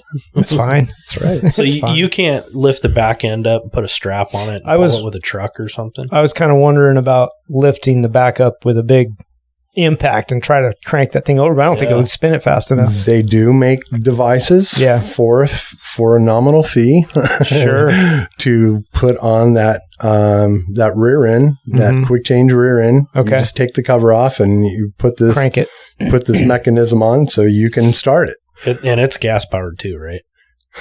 No, it's battery powered. Okay. Yep. And so at least you'd have it up and running, but I can get it up and running. You know, I have a 4-wheeler. You got to have a big enough 4-wheeler to push start it. Yeah. But you can push start it and get it running. But until you're under track conditions, you really don't know what got. It's going to do. Okay. And that is the biggest thing that you know, bringing this up, that has been a huge thing, because unless you can run it on the track or put it on a dyno, yeah. You know, I have no idea the perfection that the fuel system could be ran right now. Well, that's what so your fuel system, it's not carbureted or is carbureted? No, it's not carbureted. Okay. It's a mechanical fuel injection. Interesting. Okay. So you have no batteries on the vehicle at all. This is all off your engine. You'll have so towards the back of the engine, you have a cam spud that screws in your cam, and that when you have the engine installed, it pokes through the motor plate, and you mount up your power steering unit to it. Oh, wow. Or your power steering pump. And then piggybacked on that is your fuel pump. And that fuel pump feeds this mechanical fuel injection, Hillborn fuel injection, or an Engler. Huh. And so you're always putting fuel to this thing. And any fuel that's not being used is being sent back to the fuel tank. Okay. And so you'll have a primary pill, which you'll have this little tiny copper, almost looks like an aspirin with a hole in it. And they'll be sized anywhere from 60 to 120. And so let's say you have a 100 pill and you wanted to lean it out, you would put a larger pill. You would put a smaller pill in it, and so that would send more fuel back to the tank and leave less fuel there available. Yeah. So you're going to use a larger pill. Physically larger, but it's leaning it out. That's right. Right. Yeah. So it's blocking more fuel going into the carburetor-ish and sending more back to the tank, basically. So it's leaner. That's right. Gotcha. And so with that, it's a complicated system. Mm-hmm. It is, and I'm messing it all up now too. But you also have a secondary, and so your secondary is it comes off of your fuel comes into a block, and then you have another hose going back to the tank because let's say you have all this pressure sitting there at that injection system, and you let off. That fuel needs a place to go. Yeah. And so it's got to dump out through this secondary, and that's set to a pressure. And that pressure is going to be 35 pounds. And so that's pretty much set. You don't mess with it at all. But your barrel valve, you'll set it anywhere from 30% loss of fuel when it's idling to maybe 12%. And so to set it, you're going to put air to it. Let's say you're going to put 100 pounds of air pressure to it to keep the mass simple. And then you're going to plug up one of your lines that heads back to the tank. And so you're going to see what's being leaked into the engine. And so that's just that's your idle circuit. Wow. And so if you're running around the track and there's a yellow, you're going to want that engine to cool off. And so you're going to want to make sure you're staying below, 220, 200. And if you're not, let's say you're heating up, you're going to put more fuel to it to cool it off. Oh. And so you're going to increase that barrel. Let's say Is that adjustable as you're driving? No, it's not. Nope. And so those adjustments, once again, are all in the car, done before you ever hit the track. Oh, man. So if you're going to make adjustments, you're going to go out there and run the car, maybe in a race or a practice, and then think to yourself, okay, note, I was running really hot, or I wasn't pulling any temperature at all. And so I got to make these adjustments next time I hit to the track. Wow. Yeah, that's a lot to take in. That's a lot of shit to do and have to keep track of. There is. And that's why I feel a dyno would take care of all those issues. You can get it done ahead of time. And that's right. Wow. Yeah. Holy cow. Are any of these tracks at elevation? Not really. No? Thank God. Yeah, because that would fuck everything up. Yeah. Well, seemingly, yeah. Yeah, the temps do, you'll see maybe one or two guys that are, messing with that. So but, Madras isn't? Madras is. Yeah. Okay. And I left them out of one of the tracks too. And that was. Yeah, you didn't mention that. Yeah, but yeah. Yeah. They host us just every now and then. Mm-hmm. Oh, that's cool. And then just to make sure I get it all, there's also a high speed that pops off at 55 pounds, because let's say you're running, 8,500, and you're really building up a bunch of pressure. Oh. And you need to blow off some of that. And all that goes back to the tank? All goes back to the tank. Can't be spraying your competition with fuel. No. You feel any fuel come in, you better cut your losses and shut her down. Get out of the way. Catch fire. It's scary. Well, yeah, you don't need that. Kind of crazy. That's a lot to take in. Oh, I know what I thought of. Kind of block is it running? I mean, you were saying early on you ran an iron block. You still running that kind of setup? Yeah. And are they just like regular old 350? Yep. Get yourself a bow tie block. Yeah. Yep. I think a lot of this came from the 360 category. Is the premise was to get yourself an old junkyard block and put a bore to it, and that you're going to fall within 355 to 357, something like that. Yeah. And I think they give you, in our rules, they give you a plus or minus 3%, something like that. Okay. And so you can get quite a few bores or hones or whatnot out of an engine. Sure. But you'll just get, you can get a junkyard block, at least a 4-bolt main or better. And then, or you can buy, buy one if you want. Nice bow tie. Sure.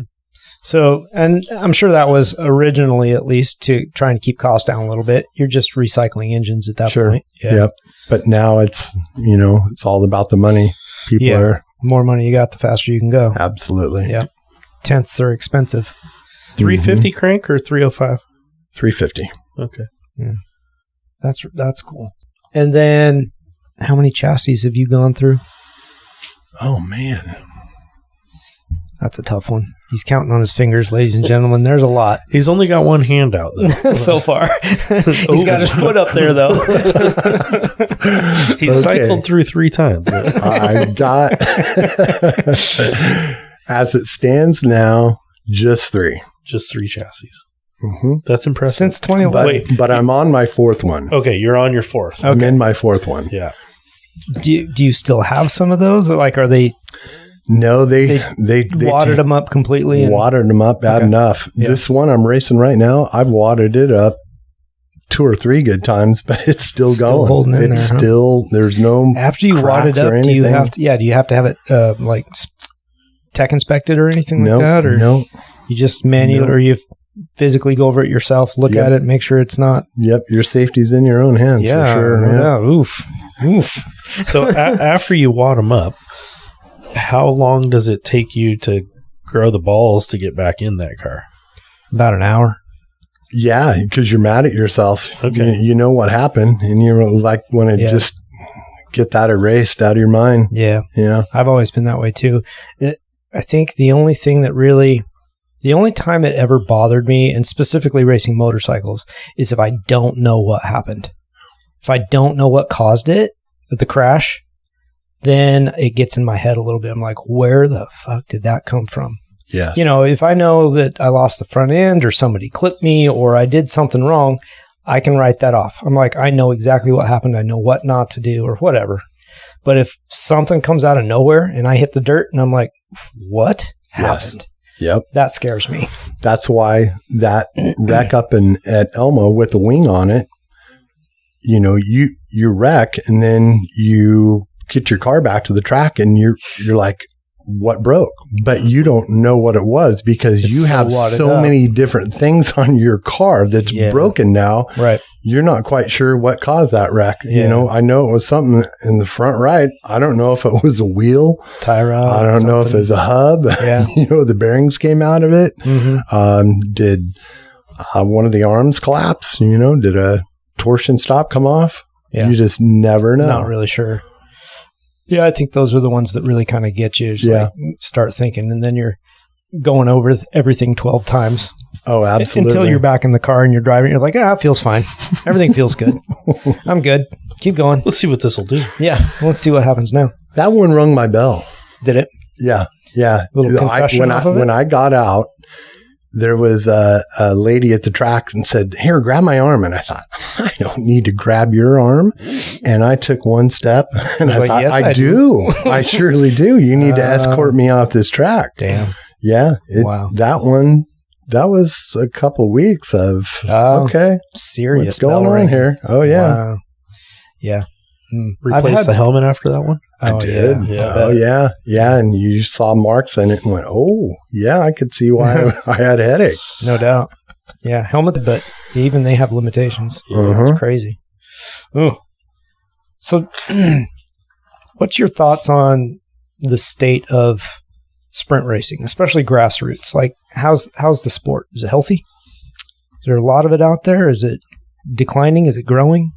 You know, there's been some ebb and flows here since I've been in it, through the wingless and the wing racing, because I really have wanted to do, the sportsman stuff, and it dwindled down to the winged stuff dwindled down to like maybe 8 cars on a track, and I thought, well, I'm glad I'm doing this wingless stuff. And then a few years later, they're having B mains. Okay. Yeah. And you're like, man, maybe I ought to get a wing. This looks like a, pretty good time. And then they'll drop down. There seems to be a lull in the sportsman right now. So for the listener, how many cars they put on a track at once? Typically no more than 20. Okay. So to have a B main, you've got over 20 cars. Over 20. Over 20, yep. Yeah. So you've got enough to fill 2 mains, or they split it up to where you've got 12 and 12 or something, I guess. Maybe depending on how many they actually have.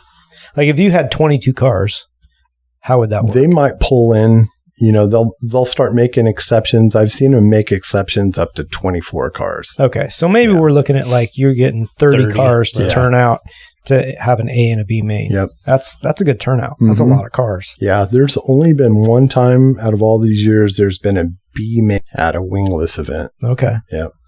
That's pretty awesome. Yeah. That's good.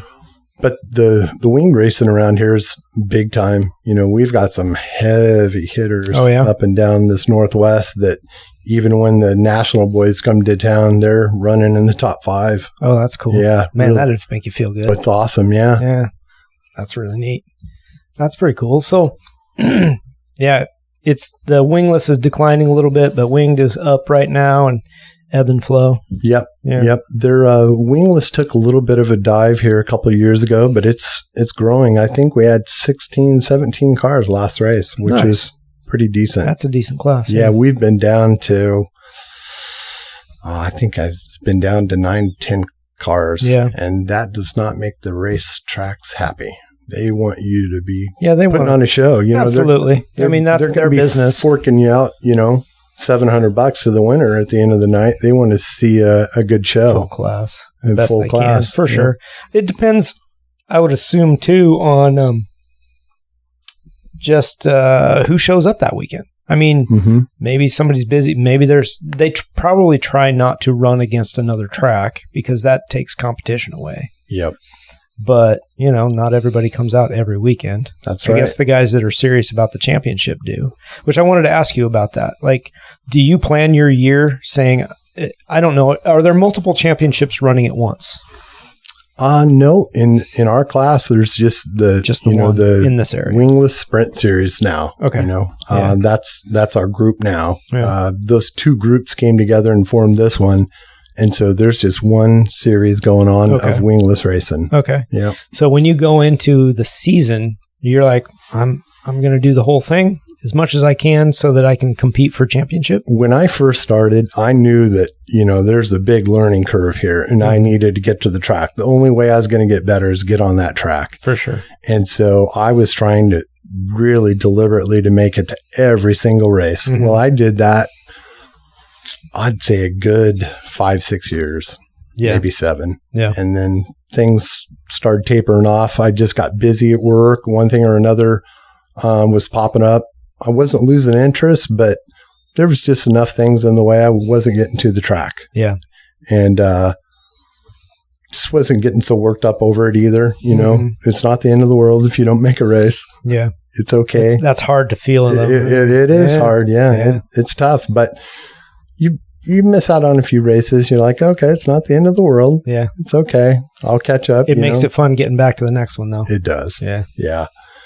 Yeah. I actually was able to put a good buddy of mine in the car for the last couple of years. Oh, yeah? Yeah. Before I had to do a rebuild here. I just had a lull in racing as far as my buddy, he'd wrecked his car. And I thought, who better to put in this car than my buddy Ricky and see what he thinks about it too, as far as setup wise, is my setup, similar to what you're thinking and see what he thinks about it. And so that was so rewarding to be able to put somebody in it and have them run it and, spread some fun with him. Yeah, that's awesome. Because his car was down, and I'll be damned if he didn't go out and start winning in it. Well, that kind of sucks too, because you're like, well, now I know the car can win. I don't have any excuses. I know. Gosh, I know. Yep. That's all the funny. Excuses are out the window now. Yeah. He says, no, you got an amazing car. I mean, that's cool, but damn. Yeah. Oh, shoot. That's cool though. I mean, yeah, it was a good time because we were traveling too, and I was throwing a bunch of money at it too with tires and whatnot, and he was having a good time and gracious for what we were doing, and we really enjoyed ourselves. That's cool. Yeah. Yeah, it makes it fun. That's for sure. Yep. What if there's something you could change about racing sprint cars in this area, like with the series or the races in general, what would it be? I would say maybe track prep. Yeah. They prep it really good to start the night out, but as the night goes away, or it goes away, and if they could get the people working on the track, putting moisture on it, putting water on it, maybe tilling it up a little bit, instead of just saying, you got what you got. But when it's 100 degrees out and windy, the track goes away instantly. Yeah. And I just feel like you're trying to put a show on for the fans, and you don't want to play follow the leader because there's no traction to grab a hold of and no grip. Yeah.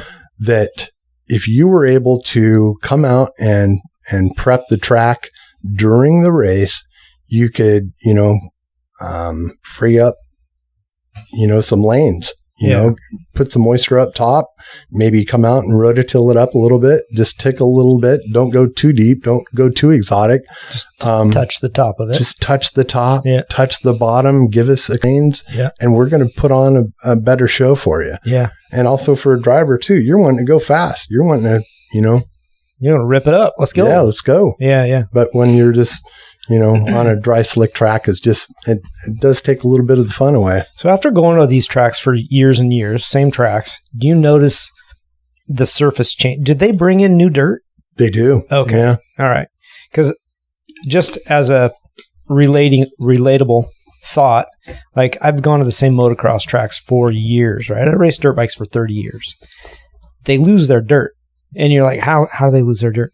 So everybody leaves the track with a muddy bike. Okay. Mm-hmm. They're taking dirt home and they wash it off in their driveway. And over the course of 20 years or less, it's a lot of mud. It takes all the dirt off the top. Absolutely. And they go through and they rip it as deep as they can. Well, now the topsoil's gone and now they're down to a clay base. Now that track used to be amazing. Now it's clay. Yep. And it's not as good anymore. Yep. They don't bring in new dirt. But if they're bringing new dirt into the sprint tracks, that's pretty cool. Well, they run clay at the they do that on purpose. But for a moto track, it sucks. Right. Yeah. And you'll see it too. They'll promote it in the off season, with their hey, we got a bunch of new dirt coming in here to turn 2 because, it's went away. Yeah. And, it's nice to see that, them, keep giving back to their track and knowing that that's what they need to do. Yeah. One of them is, Alma, if you lose too much dirt up there, you start getting into some aggregate and then you start getting into tires. Oh, damn. Yes. You will see drivers get pissed and they'll want to start leaving their their tires at the track to show how they feel about it. Yeah. Because they're you can just have not these. keeping it up. Yeah. That sucks. Yeah. I mean, I get it too. Yes, it's expensive to upkeep those places. But I've seen this in moto too. You don't keep the track up because you think it's expensive. It's going to be twice as expensive when you don't have people coming in the gate. Absolutely. Because they're paying your bills. That's right. Yeah. And I've seen tracks go under for that same reason. They don't upkeep because they're like, oh, it's the diesel's expensive and this and that. Well, yeah, look at the turnout you have. The pits are full. These people are pissed off because the track is shit. They're not coming back next weekend. Yeah. Yeah. So I think maybe you should do something about that. Sure. Yeah. Same thing. Absolutely. You know, you need to crank up that diesel rig and start spreading water. Yeah. You know? Yep. The life of a track owner. Yeah, I'm sure. We can bitch all we want. It's not going to change it. No, all in all, I've had a very good experience with most of the tracks. You know, I'm sure they're trying. But they do. You know, they can't make everybody happy too. Right. They have a lot of people bitching at them about one thing or another. Yeah. But all in all, you know, I feel fortunate to have a place to go have fun. Yeah. And so I don't do a whole lot of bitching. I just do a whole lot of hoping. Yeah. I feel the same way. We definitely, motorsport community doesn't need to lose more tracks. So, you know, that's something. Hang on to what we have. Support the local track owners and that kind of stuff. Absolutely. Keep coming out. The best way to support them is to show up. Even if you don't have a car, show up and pay your $10 to get through the gate. Yep. It's cheap entertainment. It's so good. Oh, yeah. Buy a couple beers. 4 or 5 hours. Some food. Sit there, watch the track, watch the cars. Oh, it's a good time. Yeah, I love it. It is. I'll go watch, you know, when I'm not racing. And it's a great time. Yeah. What classes run with you guys as supporting classes? Like, you know, usually you'll get modifieds and street stocks and all that stuff. Who runs with you guys? Yeah, it's just that. Yeah, it's random. Yeah. Whoever they decide to put with us, it could be anywhere from dwarf guards to late models to modifieds. A lot of the local tracks have their series at their tracks, and those will be like the 4Bs, the 4-cylinders, the street stocks, and maybe a modified or a late model. Mm-hmm.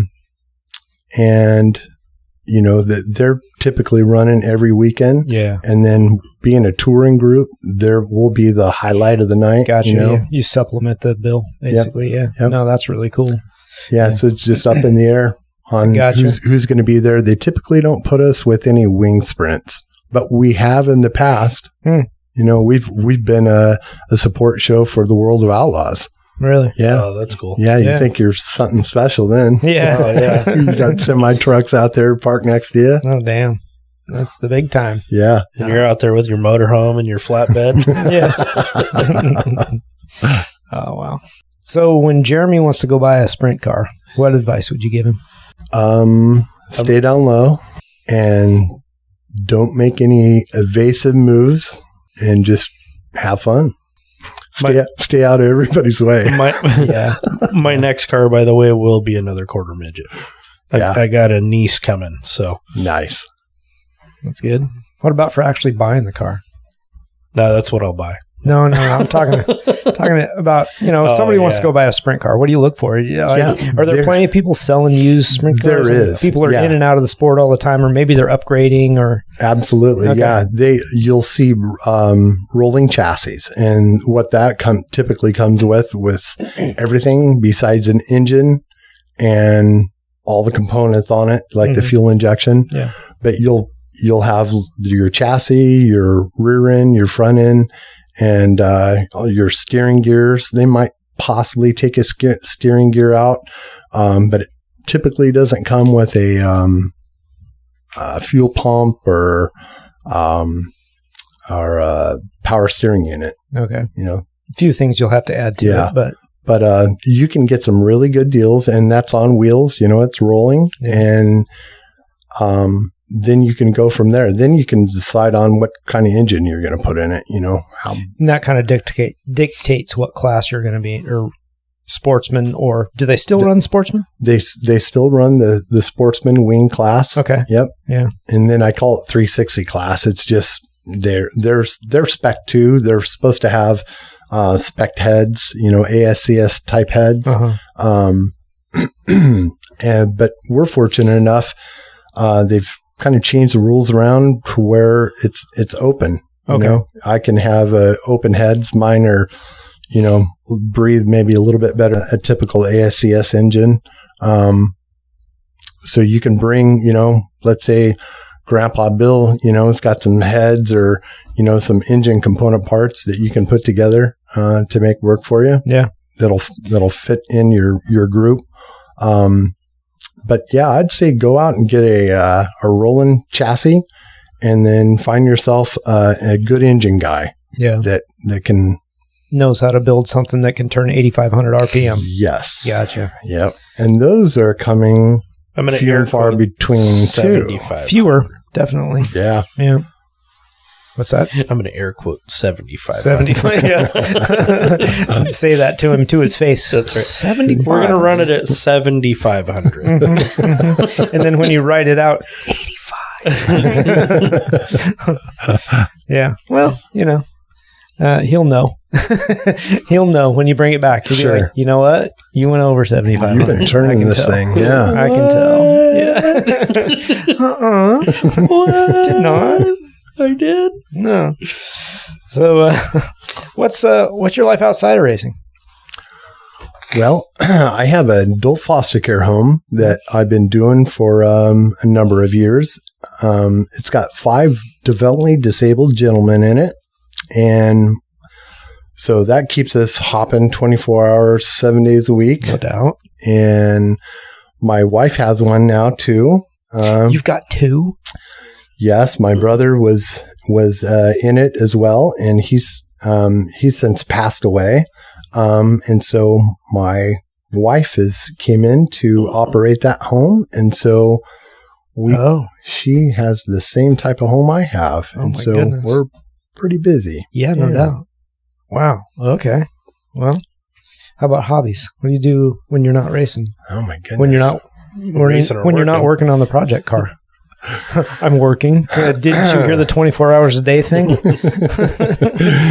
There is a lot to that because during the season, I'll load up more staffing to make sure things are taken care of because talk about a heart injury, when you want to go racing and somebody calls in sick or there's not enough staff at work and you have to go work, that hurts. That'll hurt your feelings. Yeah, it will. Make a grown man cry. Yeah. I'm like, but I was going to go. The car's already passed. I had something planned for this race. Yeah. I had new gearing to put in Exactly. I'm just going to go over here and fuck myself. This sucks. Yeah. So hobbies outside of that? What do you do in the wintertime? Just work on the car. Yeah. Just freshen. He's a true project car guy. Freshen it up. Yeah. You just pull things apart and clean it up and go, I need to replace this. What can I upgrade? Yep. While I've got it down this far, I might as well replace this. Is there constant innovation for sprint cars? Not a whole lot going on. No. Yeah. Just maybe cooler parts and pieces, You get a lot of billet stuff. Oh, titanium. Yeah. You can buy a whole titanium kit for every nut and bolt on your car. Sure. Of course. I shaved $1.50. Yeah. It cost me $10,000. I'm not really about that. Yeah. I'm more about, there's a lot of aluminum parts to cut down on weight. But man, anything that I've had aluminum is broke or wore out or something. So it's all chrome all leader steel. Yeah. And I would imagine those cars take a beating. So they do. Yeah, you got to get the stuff that's going to last. Yeah, you climb somebody's tire or whatnot, or hit the wall, and you work these cars over for sure. Yeah, you're not a lot of breakable parts, like you break wheels off axles, that kind of stuff. Absolutely. Yep. Bearings. Those things hanging out there. Bearings are probably the biggest innovation in the last 10 years. Yeah. You think? Yeah. 100%. Yeah, bird cages. So those are what your rear end rides in, and so I would say, the bird cage they've got some ingenuity to that because they've made them adjustable for us wingless guys. You have a tendency to bring that car a little bit lower, and so they give you some opportunity to change your mounting points on that bird cage. And so things like that, they'll steering gears, they'll give you different colors. So, back in the day, everybody was just blacking everything out. So now they'll give you steering gears that are black. They'll give you distributors that are black. You can go after your injection that's all black, just showy stuff at that point. Yeah. Right. And not really innovation. It's just color. Not a whole lot of innovation. No, these things are so simple. Yeah. If you think about it. Yeah. Maybe more bulletproof brakes. We have an inboard brake that's on the rear of the car, and there's some people that have put enough money into it that they've made them more bulletproof. So inboard brake, what is it, on an axle? It's on an axle. Okay. It's mounted to the pumpkin on the back of that axle. Yeah. And so brakes are just so important. You get them so hot, you'll see them red hot. Oh yeah, and sparks flying off of them, and you'll have tons of brake fade. This happened many times. You'll be in the middle of a race or during a yellow, you go to hit your brakes and there's nothing there. No, like, God, where'd they go? And so, reinforcing the brakes. They've come out with some really hot dog brakes, of course you're going to pay the freight for them. No doubt. They're super spency. Yeah. But stuff like that, nothing really jumps to mind besides that. Crazy. Interesting. Yeah. So would you ever consider taking on a project car that's not your sprint car? I have. I was just going to ask because I'm thinking, what'd you do? Well, I had a Nova growing up, and I always thought, having, one of those project cars, but my goodness, I don't know if I missed the boat or what, but man, now you're not going to get a project car from the start, the prices that you would have wanted to get, 20, 30 years ago. Yeah. 30 years ago, if you price that car is going to be full of rust and it's not going to have a motor and transmission. Yeah. Yeah. Yep. That's a toughie. Yeah.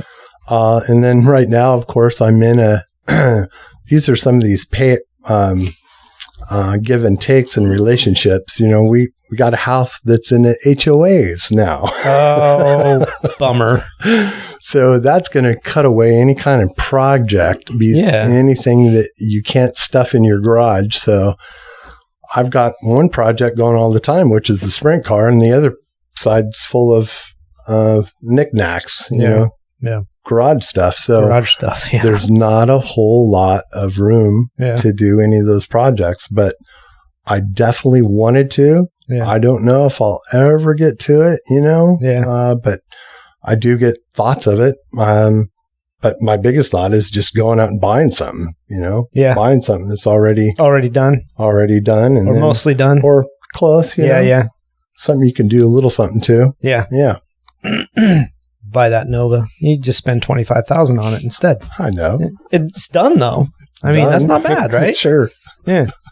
You have 4-wheel disc didn't brakes. Didn't turn a wrench on it, but and the LS motor in it, and you didn't even have to deal with it. Yep. It would be sweet. I mean, why not? That's all right. I mean, you're a project car guy. Your project just goes around in circles really fast. Yep. All the time. Yep. That's all right. That's good. It's good stuff.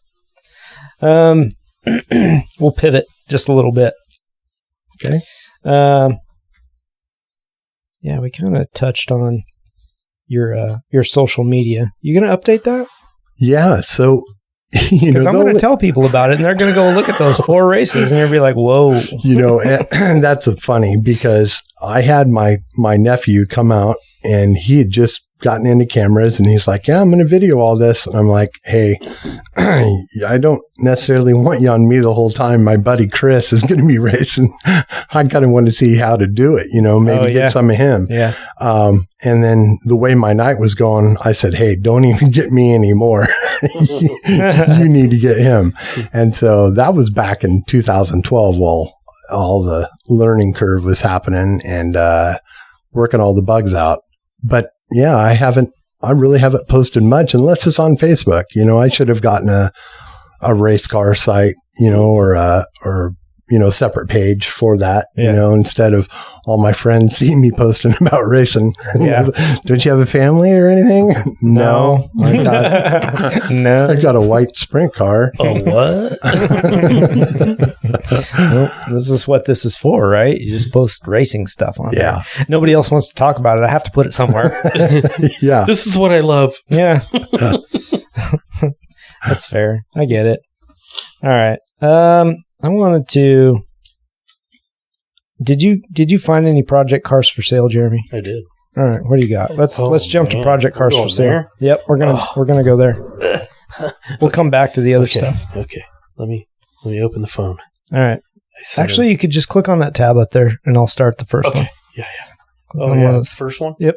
That one. There we go. All right. I found a 1985 IROC Z. Jimmy Galloway. This one is for you, buddy. I know you already have one, but this is a runner. You need two more. Just to make one good one. It might have a little bit of rust on it. I mean, just on the hood and the back and the quarter panels. But it's only $3,500.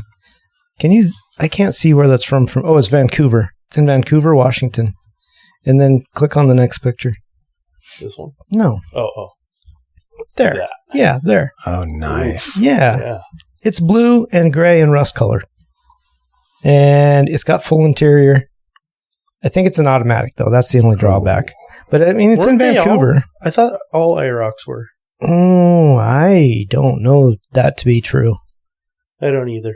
Yeah. I'm just guessing. I would have to look. I don't want to make a claim that is not true. I want to make a claim and piss somebody off. What's the claim? So I all automatic. Prove me wrong. Okay. All right. I had an 84 Chevy Camaro that looked really close to that. The same gen. Yeah. Yeah. It was a V6, but really fun car to drive, especially when you take all the mufflers and stuff off of it. Oh, there you go. Yeah. Yes, you'll finally spin the wheels. You got to lighten it up a little bit. Yeah. I don't know. I thought that was a good project car for $3,500. $3,500 isn't bad. And it runs. So that's a plus. In Vancouver, Washington. Look it up on Marketplace. Not bad at all. You can hit the next one. Okay. We're going. I liked this one a lot, though. This is a nice car. 71 El Camino. That is a really good price. $5,000. $49.25. It's a great price. I know it's just saw it's an that automatic. the other day. Did you see the same one? I did, because a 1970 El Camino is one of my faves. Yeah. It's a beauty. Actually, it's a really good looking car. It is an automatic, which is, whatever. But it's pretty clean. Interior doesn't look like it's been touched, and it's not destroyed. Seats are all intact. Actually, Headliner's intact. nice. Yeah. What would you call that? Mark. What would you call that color? Is that like a doo-doo brown? No, it's lighter than that. It's lighter than the doo-doo. It's Baby shit brown? kind of a cream brown, cream yellow. Ash tan. Ash tan. Yeah. Okay. All right. I'll go with that. Woodinville, Washington, $5,000. I think that's a really good buy for a project.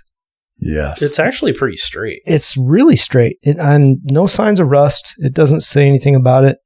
But I like that model, that year of El Camino. It's really nice. Yeah. $5,000 is a good price. It made me go, oh. Yep. Oh, where could I park that in my yard? Yeah. So I'm sure that's what I found this week. Okay, mine were not that cheap. Okay. They are both race cars. Oh, beautiful. Oh, yeah, it only 97,000 miles on it too. That El Camino. That's not bad. Jeez. I know. Under 100,000, That's and it looks like it. I mean, it looks like it's in good shape. actually that's not.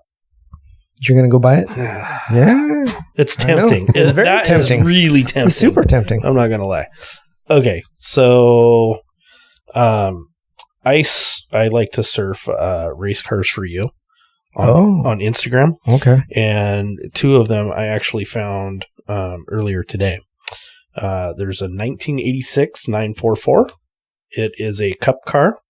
Oh, It's in really good shape. I'll show you there. that is cool looking. Yeah, 35,000, which, obviously it's a lot more than these two, but it's an 86? It's an 86. Okay. It's 944 in really good shape. race car. It is a runner, and it is totally caged. and ready to go. So does that have the original 8-cylinder Porsche engine? Or has it been LS swapped? It is not an LS. I'm looking at the motor right now. It is definitely not an LS, but it doesn't say what it is. All right. So if anybody's interested in a Porsche Cup car, that's a beautiful car. It is one of 31, by the way. Well, there's partial reason for the 5,000. Is that original? Like it originally built as a race car, or was it turned into a race car? At one of 31. 1 of 31 built of the first Porsche Cup cars. Oh, so it was built that way originally. Yeah. Okay, that makes it worth a lot more. The second one. Where is it located? I don't think it says where it's located. Well, that kind of defeats the purpose. But my glasses on. Oh, this one's in Canada. All right. So it's a third less than you would pay for it. Yeah.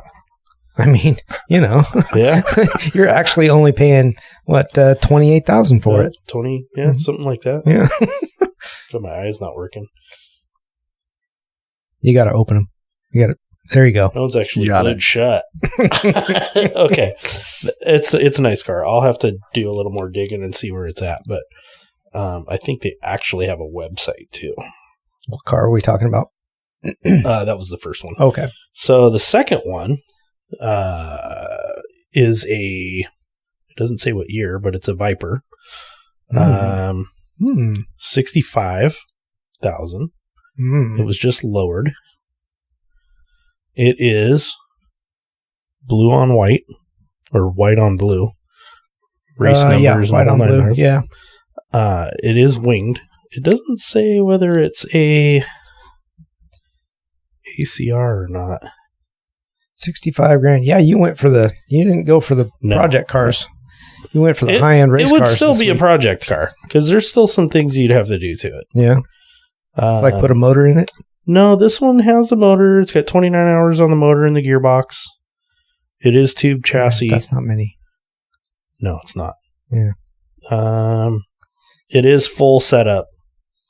It is a nice car. Is it set up for road course? It looks like it's set up for road course, yes. Okay.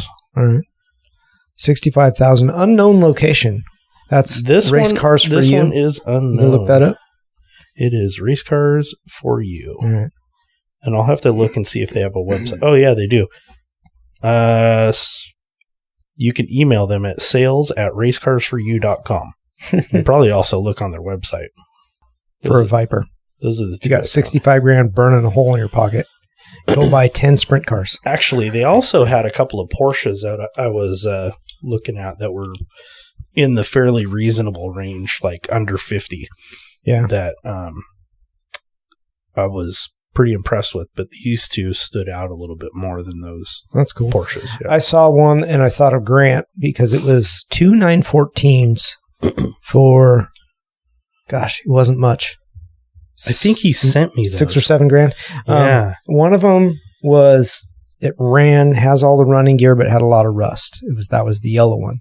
They had a blue chassis that was a race car chassis, no rust, but didn't have the running gear. So it was just a swap over deal, but it was actually a really good price. Yeah. And I thought of Grant, but I was like, oh, I'm not going to send that to him. I think he sent those to me. He might have. Ago. Yeah. Did you find them on Facebook? Yeah. Yeah, that's why. Well, they're still for sale. That's funny. Yeah, it is. Nobody wants to do the work to swap them over, I'm assuming. Yeah, probably not. They don't have time. Well, we were supposed to have a full house tonight, and I was going to talk about project cars, and where your priorities lie: brakes, suspension, looks, engine. How far down the line does safety go? That was actually kind of my whole topic there. And I'm glad that we touched on safety with the race cars, because that's kind of been a topic too. Like, people want to go in and they want to build the motor before they even put brakes or suspension on the car. Yeah, it's like, I want it to go really fast. That drives me crazy. How are you going to stop it? Well, the wall will stop me. That's right. The tire wall. It's soft. Yeah. No. After I run through the gravel pit and the grass, it'll stop me. Mm-hmm. Yeah. I mean, we're all a little bit guilty of that, right? Oh, absolutely. I look at track days that I've been to. You know, you go to PIR, they let you jump out there with a helmet and your regular seatbelt on and go 160 miles an hour. Yeah. With, you know, it could be a completely stock off the showroom car. Go for it. You're good. Do whatever you want. Oh, yeah. And I've done it. You know, since I have a lot of better gear on my car, you know, brakes and... Aren't you glad you didn't have any flats? 3/4 cage and all that stuff, right? Yeah. Flat tire. Flat tire put you in the wall. Mm-hmm. Or a mistake or a misjudge a corner or braking zone or, you know. Not knowing what you're doing. It does kind of blow me away, but you can do it. Take your car out there and go as fast as you want. So, I mean, that was just my whole thought was like the whole process of thinking about building a project. And especially if it's a runner project, something you can take out and enjoy on the weekends or take to the track or cross or whatever. It's like, where does we know where our priorities should lie, but where do they really line up? Sure. You know? Yeah, you'd definitely be looking at taking that bench seat out, putting yourself somewhat of a containment fitted bucket, and looking at some of those some harnesses, making sure you got that helmet on. Well, that's the thing too, and we've talked about this on the show before. Is people want to put a harness in their car, which is great. But you realize if you hit something hard, you're going to rip the back of your skull out. So you better have a Hans device to go with that harness. That's right. And people don't think about that. Yeah. I see them wear them on the streets, and that's a mistake. Yeah. Mm-hmm. I mean, if they still have an airbag, that's going to help a lot. Grant and it might not kill them. Yeah. But I know Grant does that. He does still have an airbag at least. Yeah. But if they get in where accident, would be your fastening points for those seat belts? You know, well, that's the thing. For the harness. Where are you putting it? Yeah. Do you have a harness bar or do you have Yeah. There's all that stuff that goes with the safety gear. Sure. But, you know, it's just things, I don't know. Some things like the 5-point harness, people think they're being safer when they're actually potentially putting themselves at risk, depending. You know. Sure. Thinking you're going to be safe and you're really not. You're really not. Your potential injury actually goes up. And people put the removable steering wheel on there, so now they don't have an airbag anymore. Okay. I'll raise my hand. I have that, you know.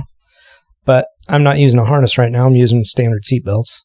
And, you know, I've got a cage. I've got the Hans. I've got all the stuff. Just haven't put it in yet. So, yeah. I'm just as guilty as anybody. So, preaching to the choir, right? But, you know, everybody else, they're like, oh, I want to go race my car, but I'm going to put a big motor in it first. Still running drum brakes in the back, you know, in my 1972 Chevelle with, you know. That actually drives me crazy because seat time is more important than the car itself, right? To start with, it is. And I hear people say that a lot. Oh, I need to do this and that to my car. No, you don't. You need to go see how it drives. Yep. See what it'll do. Then figure out what you need to do first. Yeah. I understand the want. Oh, yeah. I want to build it. Yeah. That's the fun part, I want $1 million car, but it ain't going to happen. You could probably get it for a month till you had to make the first payment. Right? Be a fun month. Yeah. Maybe. Put some miles on it. I don't know. That was going to be a big group discussion, and unless you guys got something you want to say about it, we'll kind of bypass it. Maybe let's come back to it. We'll hold off on that. Yeah. What's the coolest thing you saw this week? Ooh. That's a hard one.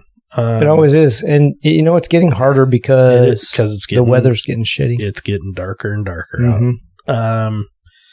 I haven't even seen anything online that jumps out to me. Yeah. A couple of motorcycles that were kind of interesting, but, like, not memorable enough to...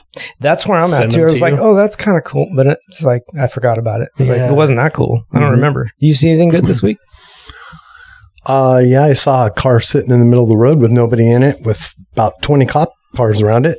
Ooh. That's fun. Yeah. Somebody didn't want to drive anymore. They just left it? Just left it in the middle of the road and took off on a foot race. Probably a stolen car. I saw on the Ring, you know, they do updates, people putting their 2 cents in worth. And apparently somebody got in an issue with another driver and took off from the cops and And once they got closed in on, they just dropped their car and took off running. But it was sitting out here in the middle of TV highway. Yeah, interesting. Because they didn't want their Subaru anymore. I mean, it's just a Subaru. They just dime a dozen. See you later. Yeah. I'll take off running through the fields. Okay. Yeah. That is pretty interesting. True.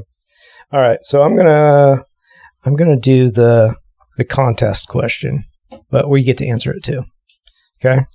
So for those that made it this far, 12th email, I want you to put in your 2 cents on the would you rather question. Okay. So the would you rather is, would you rather drive a GT3 RS at Laguna for 15 laps, hard as you wanted to drive it, okay, no cost, or drive a Miata at Circuit of Americas all day at a cost of $300? That's tough. I kind of thought it was. All day, flog the shit out of it, all the gas, all the tires, but $300 at Circuit of Americas. I think I would go the Miata. Yeah. Rather than GT3 RS I think for free? so, and I think the reason is you'd get a lot more seat time. Mm-hmm. Like many, many, many hours more. Exactly. I kind of... And $300 would be worth it. Yeah, it would. Especially if I thought about raising the price on it, but I was like, you want it to be like, yeah. I mean, a GT3 RS would be fun to drive. Hell Don't get yeah. me wrong. And Laguna. Yeah. Laguna is legit. How long do you get to drive it? 15 laps. It's pretty good. That's pretty good. For free. I got my answer. Cost you nothing. Man. Cost you nothing. That is a tough one. Because Laguna is like a couple miles. It's iconic. Well, yeah, it's like a 2-mile track. Yeah. But Circuit of the Americas is almost 4. Yeah, you would 3.9 or something like that. You would get more for the $300 than you could ever imagine. But you're driving a Miata. That's all right. I thought about doing a PT Cruiser, but we flog on that all the time. I was like, nah. I wouldn't do it for $300. I don't know. You want me to pay to drive that? Yeah, that's so funny. No. Right. It's so funny. Well, I definitely got my answer because we were talking about our fave cars. Well, it's a GT3 RS. There you go. And so when you said, let's go run that thing around the track, that'd be it for sure. Laguna for 15 laps in a GT3. It would be a blast. Oh, yeah. That sounds amazing to me, but I also really want to drive Circuit of Americas. Right? I really do. That's a legit track. I love that place. Well, they both are. Yeah, They're they both really good tracks. Yeah. But, you just keep the Miata to the floor the entire time. True. Except turn 1 might be a little pinchy. But Now, wait a minute. Yeah. What's the event? No event. Just a track day. Just drive it. Nobody else on the track? You choose. I don't know. Maybe a bunch more Miatas to race against. That'd be fun. Because that might be fun. That'd be really fun. That'd be great. Yeah, that's a tough one. I think I'd still do that. So that's the question I want the listener to answer. 12th email, you're going to get a sweatshirt. And it might take me a couple of weeks because our sweatshirt vendor is a little bit slow. Yeah. But I'll get it to you. So give me your size of sweatshirt as well in the email. Mine, I actually really struggle with that question. I've driven a GT3. It wasn't an RS, but I've driven a GT3. And they're squirrely as shit, but they're fun. I don't know. I've also driven Miatas. Actually owned one for a little while. But I really want to drive Circuit of the Americas. I'm going to do it one day. Maybe sooner than later. But I think that would be my choice. I'd just flog a Miata, Texas. Austin. Oh, yeah. I think I'd just flog it for 8 to 10 hours. Just keep going. Sure. I'm wilted. Can't even drive anymore. Can't even see. I'm still going. I'm like, I'm not going to stop. You would be so tired. So tired. $300, you get all the tires, all the gas. Yep. Oh, yeah, man. I'm in. Yeah. I would flog the shit out of that thing. All day long. Oh, yeah. Absolutely. Open to close. Oh, yeah. That would be a blast. Yep. So I think that's what I would do. Okay. So that does bring us to the other questions. I emailed or messaged Brad these questions because I wanted him to have it, like, think about this, right? Because this is an important question. what 3 vehicles would you really like to drive someday? What's on your list? If you got the chance, what would you do? Well, some of these fall into favorites also. Perfect. Or GT3 RS is right there. GT3 RS. That's, the looks of it, knowing the performance of that thing, I think that would be pretty. So if somebody gave you the keys to a GT2 RS and you're like, nope, it's got to be a GT3. Sorry. I don't want it. I'll grow into it. Okay. Yeah. I'll make it happen. GT4 maybe. The GT4, I'd like to run that 488 Ferrari. Yeah. Yeah. Yeah. And the looks of it too. So it's one of the best. It's just so pretty. Yeah. We can probably get you a ride in one of those. Okay. Yeah. I know a guy. I see them track days. That's been tough. I've thought about pulling the trigger on it. When those those exotic track days. Are those worth it? You guys would probably know more than anybody else. I've not done one of those. I actually know somebody that did. Grant's done them. And really, has he done the exotic track day? Yeah, and he picked the Lambo because he has Ferraris. Because they have Ferraris. Yeah. I don't blame him. Josh did it. Josh and Susan did it, and Kim Merriman did it. Yeah. And they all really liked it. They had a blast. Yeah. So I would say, yeah. And then, I'd like to do a rally car, actually. Okay. Yeah, you're speaking my language. Yeah. Yeah. Hell yeah. Yeah, I think that'd be cool. Maybe catch some air. Yeah. Be scary and fun all at the same time. Yeah. Yeah. I'm going to suggest a place then. Dirtfish Rally. Dirtfish Rally School. Mm-hmm. Okay. I did a half day. If you're really interested in it, pay the extra money and go do a full day. Okay. You will have more fun than you've ever had in your life. Gotcha. Okay. Yeah, worth it. Cool. Yeah. 100% worth it. Absolutely. What about... they have track days for sprint cars too. Yeah. Yeah, you can go down to California and run a sprint. Really? Yeah. Nice. Interesting. Just out on track, do you get an instruction or anything? I mean, it's a single seater, so how do they work that? Yep. They're just like, get in. Okay. Yeah, we're going to push you and you're going to go. They put earbud things in your ears. Yeah, the old receiver. Yep. And you can go down there and rent per lap, but they'll throw you in a wingless car. And I think some guys up north just did it up at Skagit. They'll throw you in a winged car. Really? And so I'm sure with the right guidance, Holy cow. you're sitting in a pretty good giddy up and go car. Yeah. And so if you were a first timer, that's nuts. I'm surprised they do that. Yeah. I would think that's probably spendy. Yeah. I ended up renting a car for the Paris race.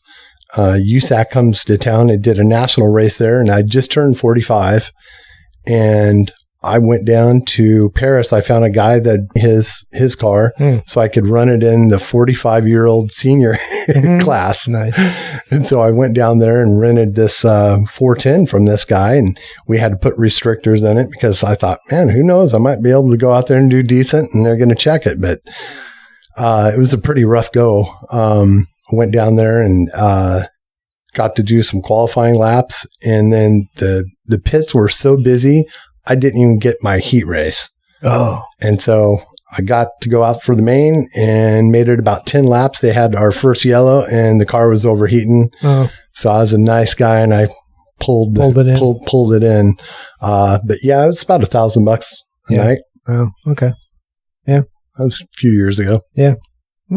That's pretty damn fun. I was thinking about, actually, I heard somebody talking about doing the, like a racing school, because there's different ones all over the country, but I was thinking about doing one of those. Just, I want to get better at time trials and that kind of stuff. And it would be fun, experience something different, because you use their cars, typically BMW, Corvette, whatever school you go to. I was thinking about doing something like that too. Yeah, that'd be a good time. Yeah, they're expensive. You're talking $4,000 to $6,000, but yeah, I think it'd be fun. Yeah. Yeah. So let me ask you before we ask the next question, because I just thought of this. As a kid, what was your poster car? Oh, man. I'd say the Corvettes. Really? Yeah. Okay. Yeah, I was really drawn to the Corvette. Well, at that time, C3 was the newest. in the mid 70s. Yeah. Then the C4, Mhm. but like what vintage? Like the early stuff? The Stingrays, the convertible ones with the exhaust that runs down the side of the body there. Oh yeah. And then I've always thought one of the coolest looking cars I've ever seen in my life was that year a car on top of a new frame. And I saw it at one of the Portland auto shows. Oh, yeah. So it's a 56, 55 shell. Right. Put on a C5 Corvette. That's right. Yeah. We saw some of those. One of those. Yeah, we did. There was a couple of them at the Beaches Cruise In this last year. We saw those. Yeah. Pretty interesting. And then we had a guy in town, Bob Lefevre, and we went to school with his kids. Yep. But he restored 65s, I think. Oh, nice. Yeah. And so my dad was friends with him, so we'd go over there and see him working on his cars. And that's a great year of car. Drawn to that. Yeah, for sure. Those are sweet. Yeah. Yeah, that's really cool. But as I've gotten older, the one that sticks out the most to me is a CUDA. And I was not privy to them growing up. You didn't see many of them around. Yeah. But now that I've gotten older, that seems, that almost outweighs the Novas and the Corvettes and Camaros. I just love the looks of that car. Yeah. 1970. Yeah. And apparently I've got good taste because they're expensive. Go look at those things online. Yeah. They're proud of them. They sure are. Yeah, for sure. All right. So GT3, one of your favorites. Mm-hmm. What are the other ones? Corvette? No. Something else? 488 Ferrari and 488 Ferrari. That was in the I want to really drive it. Sure. But is it the same list basically? Because sometimes real close to it. Yeah. I'd just throw in there one more, and it'd be the Koenigsegg. Yeah. I just love the looks of that car. Which one? And name one. Yeah, there's a few brands that maybe. Yeah. They're all really yummy to me. Yeah, they're pretty crazy. Koenigsegg 1-to-1. Oh yeah. That thing's badass. They all are. I mean, I can barely keep up with how are they naming conventions of those cars, but their design, their engineering of those things is kind of crazy. Sure. Like even hit a road course, but even hit it on oval. Just to run the shit out of it, get up there a couple 100 miles an hour. I think that'd be a kick. A really big oval. Yeah. Really big. That's why I almost said a NASCAR, but even just bigger. To get over a couple 100 miles an hour. I just thought that'd be cool too. Yeah. Maybe get a ride, go down to Vegas and get a ride in one of those. What's your top speed? 171 on a bike. No shit. Yeah. Oh, by the way, don't ever get on a road bike. I have. I've had 3. Have you really? Okay. Yeah. I was going to talk to you about that. Yeah. Not suggested. Yeah, because I had dirt bikes growing up. Yeah. And I always stop by the Suzuki shop there on 99 and go, oh, man, wouldn't it be nice to have one of these? Sure. Oh, my brother and I went out and got brand new. He got a CBR 1000 2009, and I got a Gixxer 2008. Yeah. And that about killed us both. Right. Yeah. So not suggested. Nope. But in a car, my buddy Rob had had some rich friends, and we went 156 in a 1988 Corvette. And now that I think back, it might have been one of those pumped up Callaway ones. Oh, okay. That were really putting out the horsepower. But we were coming down 30th Avenue by Lane Community College there. And that's where you can really open it up. But he bumped me and said, hey, check this out. And we were going 156. And that's the top speed in a car. They get a little bit light right around there too. They do, but they catch a lot of air underneath the car. Yeah, it definitely handled better than the Nova going 130. Yeah, you catch even more air under the hood of that thing. Yeah, that's true. That's valid. Yeah, they like to float around. Yep, a little bit. All right, hard no. What car is a hard no? Oh. Here's the keys. It's all you got to drive. It's either that or walk 10 miles. What is it? I had a 73 Datsun. And that thing about killed me. Datsun truck. I'd drive that.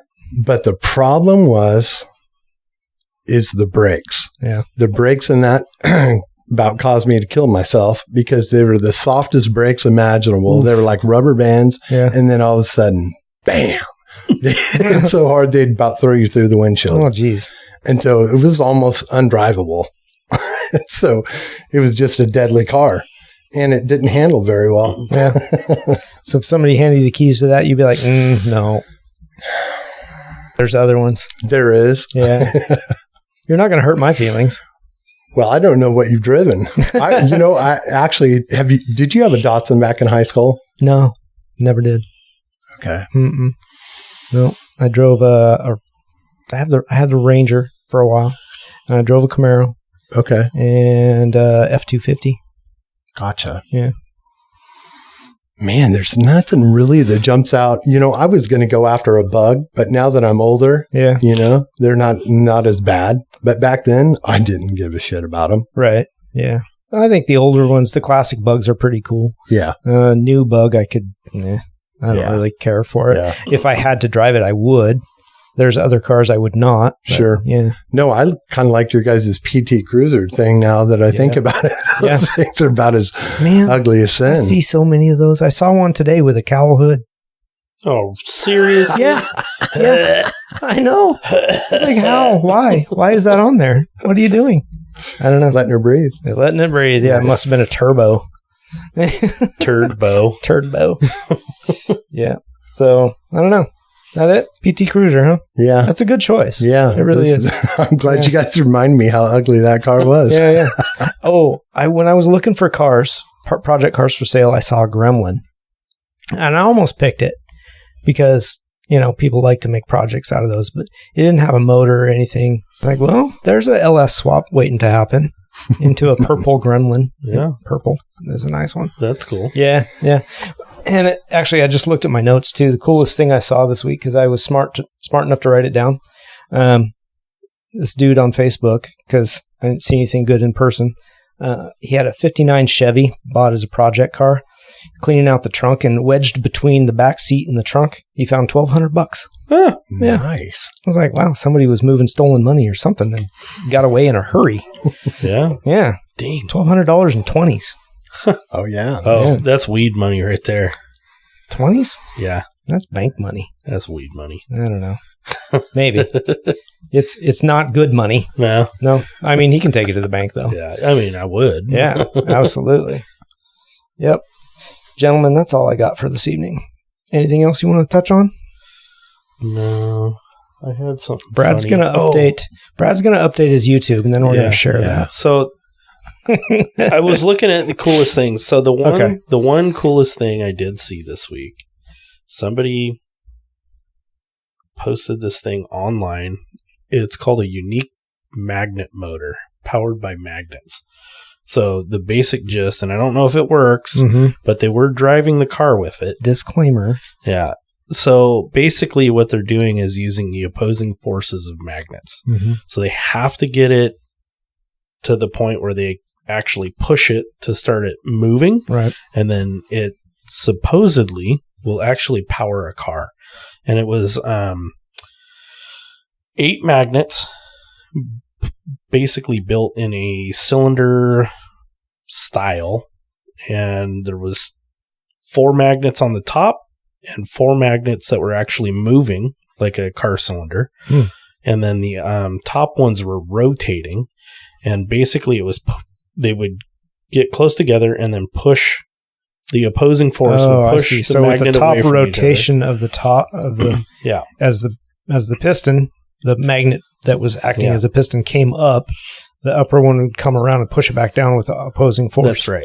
I don't know if it would work. Well, yeah, I can see it working momentarily, but I don't know how they sustain continual motion with something like that. I've seen springs doing the same thing.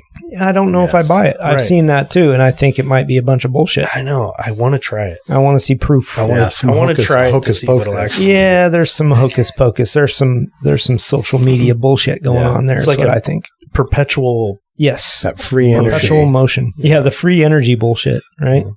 I've got a solar panel powering a 12-volt motor, powering a generator that supplies 120 and that supplies a battery and it never runs out. Bullshit. Yeah. So I don't know. Yeah. You see that stuff on occasion. I'm like, I don't buy it, because Except there's smarter people out here than you, and if that was real, we'd have free We'd energy. have seen it by now. Yeah, exactly. Yeah. That's what I think too. So, all right. Reminder of the contest: 12th email. 12th email. Let me know what your choice was on the Would You Rather GT3 RS at Laguna for 15 laps, or a Miata all day at Circuit of America for $300, and I'll send you a sweatshirt. That's it for Untitled Car Project today. Thanks for listening. Hit follow and share it with all your friends. We're trying to build an empire, don't you know? Don't you know? And yeah, that's it. Thanks, guys. Thanks for listening. Thanks, Brad, for being here. We appreciate it. Thank you. Yeah. Have a good time.